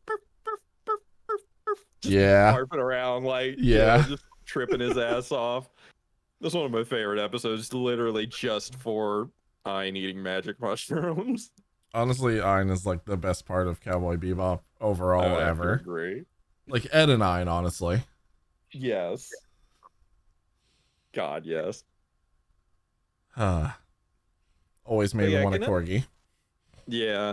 But no, it doesn't seem like it has that many episodes. But I mean, you really think back to it, because there's a couple side story arcs for Jet. There's a couple side story arcs for Faye. Of course, all of the key episodes for Spike are the ones that are also in my head, like all of the Vicious Spike episodes. Exactly. All of the Julia Spike episodes. Yeah. Yep. Yeah, because Ballad of Fallen Angels is mostly just Spike, and it ends with the Vicious fight getting face fucked. Yeah. Through the window. Through the rose glass. Through the rose glass. Amazing. Greenbird starts playing. It's amazing. But then right after that, while Spike's recovering, there are a series of extra episodes. Like Faye has the episode. There's a lot of Spike's recovery. I guess my brain considered all of Spike's recovery as filler. Yeah. Wasn't Spike? Don't give a shit. Kid Jono brain's weird. God damn it! I'm probably gonna I'm gonna rewatch the anime after this. I mean, that anime is perfection. There's no reason not to. It's timeless. Yeah, I've already watched it so many times over, but I could never not justify watching it again. There's few animes that I consider 100% like one-run perfections, and that's one of them. Fully Cooley's the other. Ooh, Fully Cooley's a good one. Yes. Yep, Fully Cooley. I put Trigun up there. 6 episodes of pure joy. Yes. I'd put Trigun up there, but there's some episode like there's some teetering in Trigun. I don't think it's. I wouldn't consider it full perfection. Fully Cooley, 100%. Samurai Champloo. Samurai Champloo, yeah. Yes. That's a damn good. That's a good name drop right there. Mm-hmm. If Megalobox had stayed as one season, I would have given it that title too. I just haven't seen the second season though. It could be good, but Megalobox is one of the more recent animes I can think of that definitely have claimed amazing seasons. It's the boxer, wasn't it? The boxer, and he has like yeah, that has a mechanical attachments. I know what you're talking about. Yep. Yeah, so it's like a future, like kind of Hunger Games-ish sort of thing where there's clear divisions in people, and he's kind of in the lower caste of people, so he has pretty much just piston joints to help him box, and everyone else he's fighting come from like higher districts and shit, and they've got, you know, like heat-seeking hands and shit like that with heat tracking on them and stuff like that, and you know, he's just. And then some shit happens in the first couple episodes that completely flip that concept of the enhanced boxers on its head, and it is chef's kiss. Like, Megalobox is so fucking good. So yes, highly recommend Megalobox. It felt, watching that first season felt to me like almost, not quite, but almost the first time I watched Cowboy Bebop. Like, it's almost up there for me in that first season. Fair. I still haven't seen it, so maybe that gives me more enticement to watch it. But yeah, no, it's still sad. John Cho was fantastic still. Good name drop, Bullet Lag. Mongolian Chop Shop. Nice.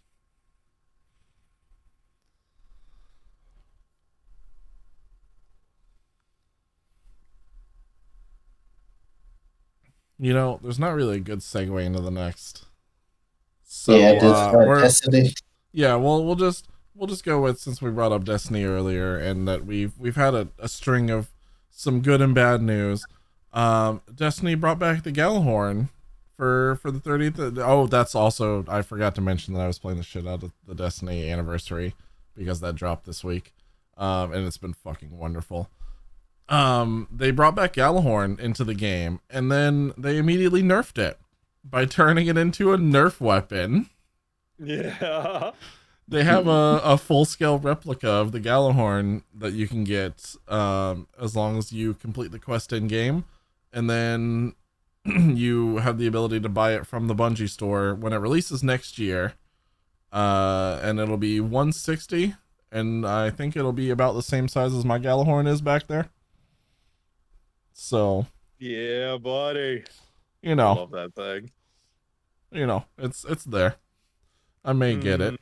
It may have to go alongside with my other Gjallarhorn. Just saying. But they also did it's such a good time to be a Nerf fan at this point. It really is. Because they released a bunch of Nerf Halo weapons and then released the Nerf Gjallarhorn at the same time. It's kind of ridiculously good. I want the Needler because I have the old Nerf Halo Needler from when 4 came out, I want to say. That has like all of the darts in the top of it. Yeah. This one has got like a full load. Like you can load the entire Needler up with the darts inside of it, and then the top of it glows. And then you get weapon seeds. It's like any shooter could probably get over. I mean, they have Fortnite and Overwatch also. Yep, they definitely did have Fortnite. Yeah. Big Nerf hammer. I'm surprised that Valorant didn't jump on that trend. Yeah. Because they have a lot of unique weapons in there.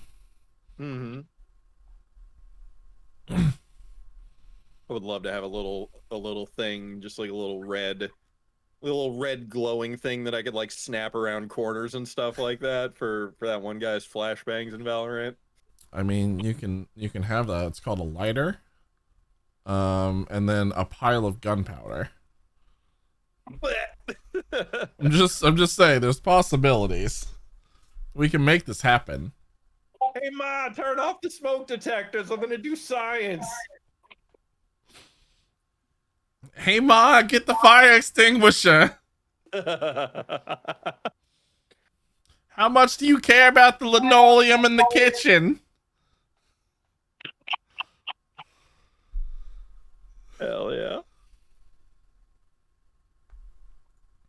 God. But Jonah, you say you're the only one that watched the Game Awards. I mean, unless either of you two did, but yeah, no, I did for sure. Nah, I didn't. I've caught like some highlights here and there. I'm kind of drip feeding it as I go along, but I haven't actually like sat down and read a write up or anything. Yeah, I no, was I excited was. about some of the announcements that came out of. There's a lot of really cool announcements that came out, like Slitterhead. They showed a new Destiny trailer. There was, what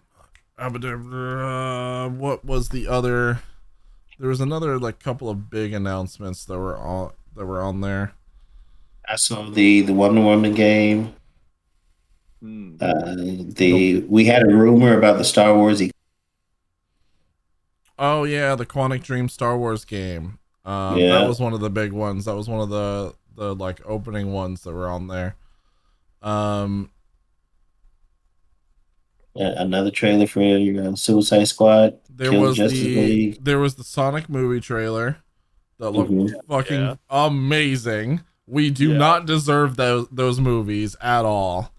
And then there was a trailer for a new Sonic game that was completely open world and looked fucking wild.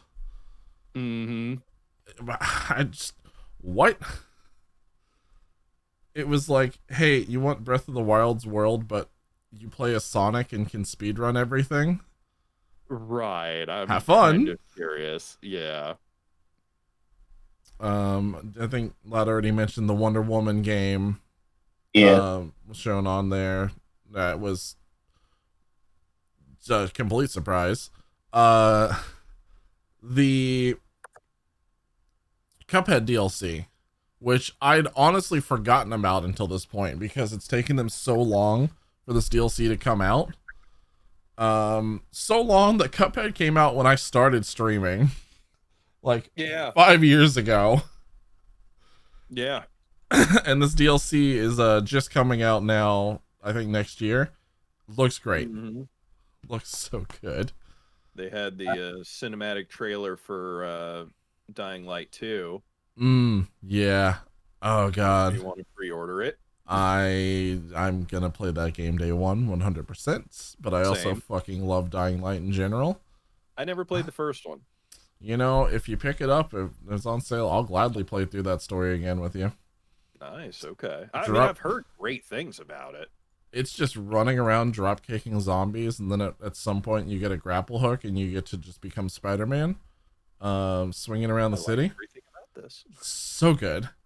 Tell me more magic words, Magic Man. You also get crazy weapons, like you get to have a sword that electrocutes people, because why the fuck not? Absolutely. Absolutely. Did I mention when you drop kick them in the head, their heads fly off? How much is this game? I love Dying Light. It was a great game. So I've heard. Suicide Squad. Oh yeah, Kill the Justice League. You got to see more of the actual like crazy interaction in there, and you got to see King Shark rip a dude's head off with his teeth.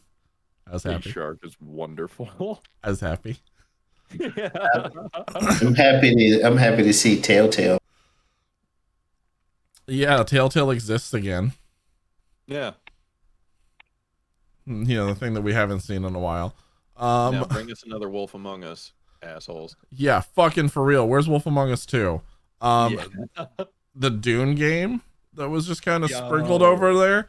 The trailer like cut open and it was just a giant thing of sand, and then it was just like a like town in there, and I just jokingly was just like, oh, it's Dune. And then all of a sudden they started talking about like where they were, and I was like, oh yeah, no, we're in Arrakis. Okay, never mind. I'm extraordinarily trepidatious about that one, because it is the same developers that did Conan Exiles, and Tencent has their hands in it. Funcom, if I remember correctly, is either the publisher. I think the developer might be Funcom.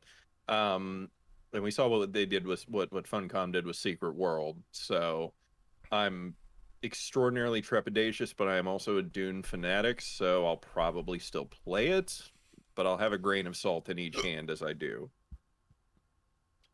Amogus VR. Hell yeah. Hell yeah.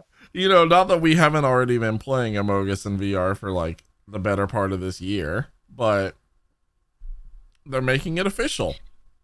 Didn't The Matrix Awakens come out? Yes, it came out same night. The Matrix Awakens experience on PS5. It is incredible. I downloaded it the same night. I haven't touched it yet, but I've heard amazing things. And then I've heard people have like already broken out of bounds and started exploring because there's apparently an infinite amount of islands that they wrote into the program. So you can get outside of the island that you're like on normally and go explore the infinite amounts of islands around it. Kind of cool. Yeah. So it basically the demo. I don't have a PS5, so I haven't played it myself, but I've watched countless people, work their way through it and stuff like that. Now, it is just a masturbatorium for the Unreal Engine 5. Essentially, there's not too much going on explaining what it is, but it's like, hey, here's what Unreal Engine's dick can do, and it's wildly impressive. Yeah, very, very impressed. Also, the other thing, which we saw a different version that had gameplay on it before, but now it was like a giant. It almost seemed like the Me World game before, but DokiV. It was just a giant. It was a giant K-pop like song dance trailer. Yeah, with the little kids, open world. Before, when we saw the trailer for it, it was like, this is a crazy weird open world that has like everything that you can think of in a video game together in it. And then they released a trailer this time that was just a giant K-pop dance thing, and they were just showing off different characters and stuff in it instead. It's Pearl Abyss, so these are things that I kind of expect from them. They do weird shit. Yeah, the last one we saw, Servo was hype. Yeah. The Halo TV series trailer looked fucking dope because it looks like they're going to the Halo books.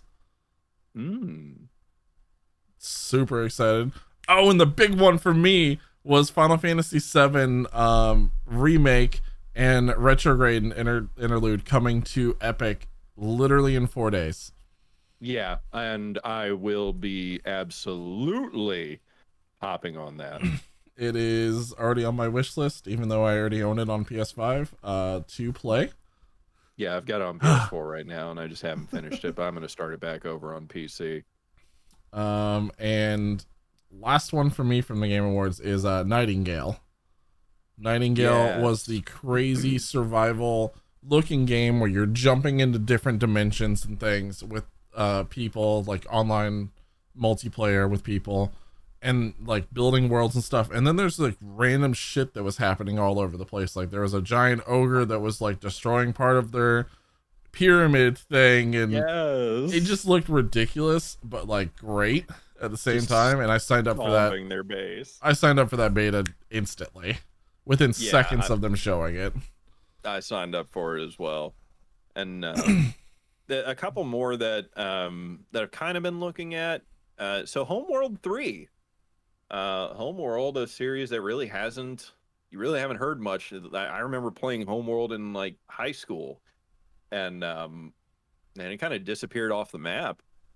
But I'm genuinely curious to see Homeworld make a return. It's good space. It's just good space RTS action. If they're keeping the same old formula, it's just good space. Yeah, and then there was another one for Forewarned, not Forewarned. Forspoken, I think it was called. It was the more that I see that game, the more that I hate everything about it. Really? Okay. That's the Square Project one. That has the girl. It's like cross between like weird fantasy and then like weird modern shit at the same time. Yeah. The more that I see about it, the more that I hate the game. or everything that it looks like. Like, because the first trailers, it was really cool looking. She was flying through ruins and was like magic wispy, and it looked like Final Fantasy kind of fantasy. Mm-hmm. And then this one, they were like, guys, guess what? We've got family drama. You want to go to therapy? Oh my god, we have a car. Okay. And I was like, no, give me the good fantasy bits of this game. I don't give a shit about your real world shit. Yeah, I saw her doing some hoverboard tricks and fighting off monsters with a stick, and I was like, okay, like that looks kind of dope. So that's about as far as I got into it. Every part of the things that has to do with the story in that game turns me on. It's like bad isekai. Really bad isekai, but they're both combined in the same world and you can't escape it. Gotcha. Okay. So some people are probably super hyped about it. That's just my opinion. I'm very contradictory on that. It looks graphically great, but I could give fuck all about that story. Okay. Fair. Very fair. Can't keep fooling me, Square.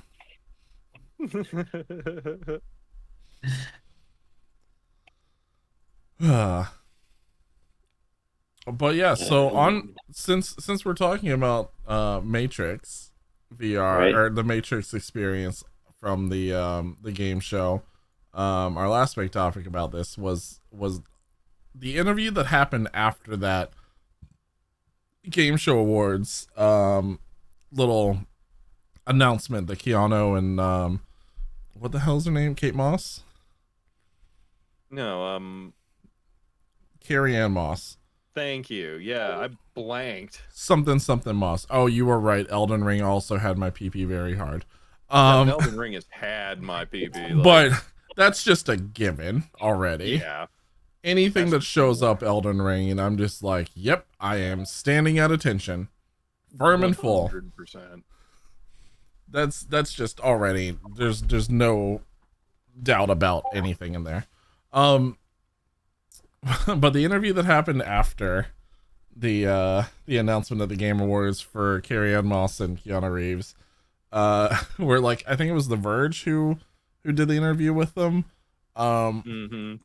We're talking to them about a bunch of different talking points, and then it ultimately ended up on Cyberpunk 2077, and all of the community like modding it so they could fuck Keanu. Yeah. And he was just like, yeah, I'm down with it. If it's all right, it's all right. Oh my god, yes. So like it so I think it was in that article that I linked, because he went off. Like, he didn't just go, he went on a tangent about how cool VR sex is and how you can do an OnlyFans by just modeling yourself in VR and then just starting it. And he'd be like, you don't even have to fuck them. They could just fuck your avatar and you make money off of it. Think how fucking cool that is. Yes, and Carrie-Anne Moss is just sitting there like, yeah, no. But he's just like, so I'm just gonna cut through the article real quick here, because he went on a tear, and I was like, I was sitting there reading the transcript of it. He just went off. He was like, oh my god, it's always nice when it's nice. And then Carrie-Anne Moss was like, no thank you. And then he just tore off after that. He's like, think of how much money is in porn, right? So if you can not even have to be there, people can have digital sex with your digital avatar. What's it called? For members only? You could do the whole thing. Oh my, and then he just goes. He starts talking about like haptic feedback suits to work with the fuckery. He just went in on the whole idea. There was one part where he was talking about like people would be so used to VR porn, they'd be like, oh man, and be super thankful when they have the real thing in front of them instead. Yes. He was super into it. But I mean, I kind of expected from a person whose like fame and popularity was built upon a synthetic and cybernetic like world, a virtual reality world. Yeah. And he just seems like such a cool ass motherfucker, like just in general, just for that type of candor from that alone. But every other story I've ever heard about him, he just seems like the dopest dude. So that made me happy to just watch him just go on a tear about something. I mean, come on. I've wanted to hang out with Keanu since Bill and Ted, so. Agreed.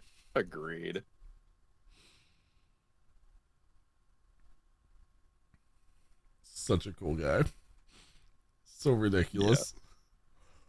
Yeah, and this guy seriously, not just turning this into a hey, Remnant gamers blow Keanu Reeves all night, but he really does seem like one of the more down to earth celebrities. Like, you'll catch him on the subway. You know, he just takes the subway. He doesn't give a fuck. You know, he'll stop. I'd blow Keanu. Yeah, well, yeah, I would too. But you know, he'll stop and talk to anyone. There's several stories of people. There was this coffee shop he used to go to every now and again that if you saw him up there, people, like, several stories of people just came up and like said, "Hey, what's up?" And then he turns it into a whole conversation with them where he'll buy them a coffee and just sit down and talk to anyone. Like, it's ridiculous. Like, he just seems like such a genuine, like, the good part of Hollywood. And for somebody that has lost so much in his life to still be that cool of a dude, awesome. Yeah. Agreed. Very much. That guy's been through some shit. Alright, that's a hell of a show. I'm done. I'm out. Good night, guys. Yeah. So Keanu's leading us into the sexual VR future. Right on. Hell yeah. Elon Musk is making cat girls, and Keanu supports us fucking him virtually if we can't get the real thing. I like the prospect of this future. I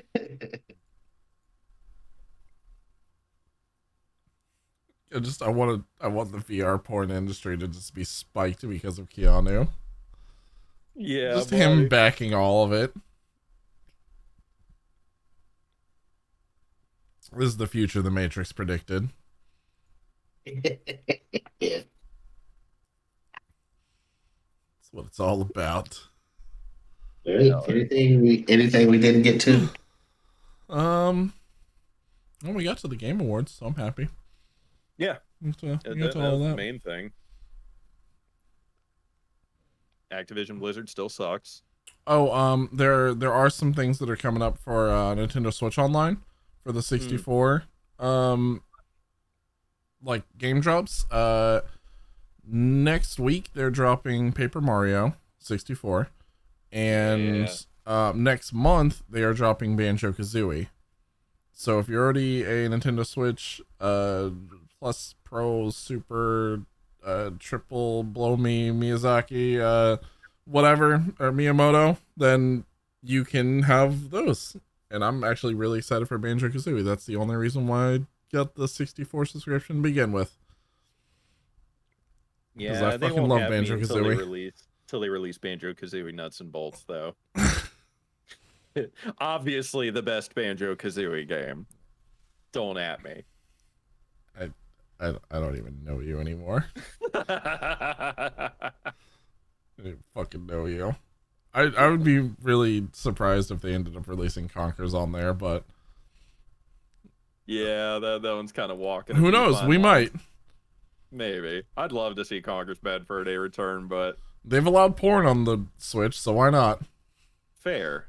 Very fair. Anything else anyone else has? I have some people I'd like to thank. Well, we should probably know what's coming up beforehand. No. Okay, fine. Fuck you too. What's coming up? Well, this Wednesday will be another Survival Boys. So stay tuned. Hopefully we'll be finishing It Takes Two before Take Two Interactive shuts down the entirety of the game. Yeah, seriously. It's a speed run to finish the game before they take it down. And then next Sunday will be our podcast, but more importantly is we have our season premiere.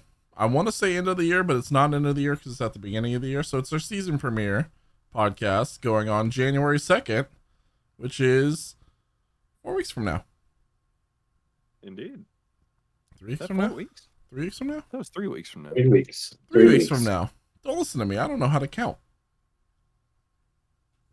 We don't have a script, and I don't know how to read anyway, so it doesn't matter. 3 weeks from today will be our live end of the year, beginning of the year season premiere stream. We will be doing an all-day stream, roughly. It'll be from 1 until 9, and we have a ton of events and challenges and shenanigans for you all to enjoy. So please mark it on your calendars. We got some shenanigans. Stop by. Come hang out a little bit. There's some things. You can go to our Discord and bookmark the event up in the top of the Discord channel. And then you can also go to our website and check it out right there. By the way, we have chat commands. Yeah, just stuck that in there. Snuck that on in there. It's fine. All right, that's it. I just wanted to make sure everyone knew about the end of the year. Hell yeah. There's no exclamation point Nobu yet. Not yet. Need to make that a thing.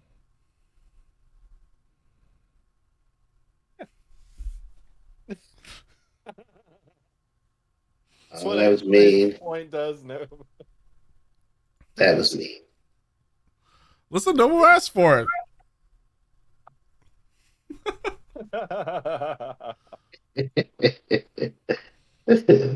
Excellent. Well, Nobu asked for, Nobu gets. Bingo. Who are we to deny the Nobu? We are just humble peasants. All right, we got some people to thank. Yes. Let's wrap it and slap it. Oh, no. Like I like to Dinner do on me there. There we go. But yes, so at the end of every podcast, well, I should preface, at the beginning of every podcast, I go in, I pull our list of subscribers.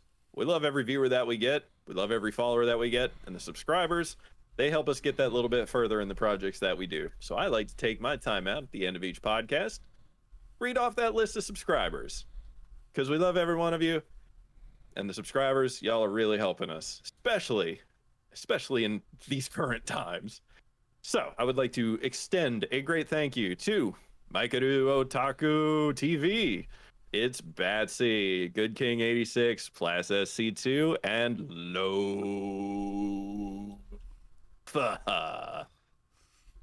That's a list of our subscribers. That loaf hurt. Oh boy, that loaf hurt.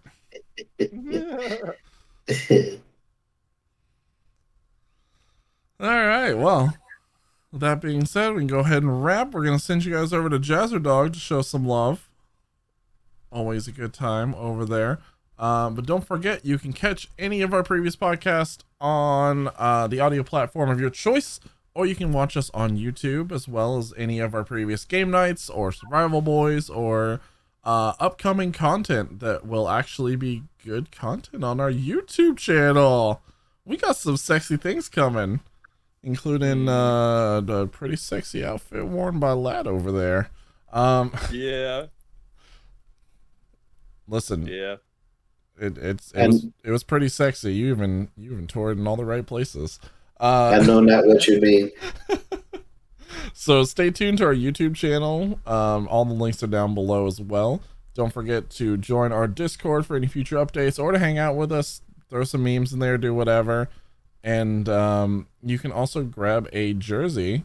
They are 10% off if you use code Remnant Gamers, RMNT GMRS at checkout at nonamenerd.com, or you can go to remnantgamers.com and grab the shirts from there. Same code works. Pick the color that you want. It's a great Christmas present. Indeed. Other than that, we love you guys. Have a good night. Bye-bye. Peace out. Cheese.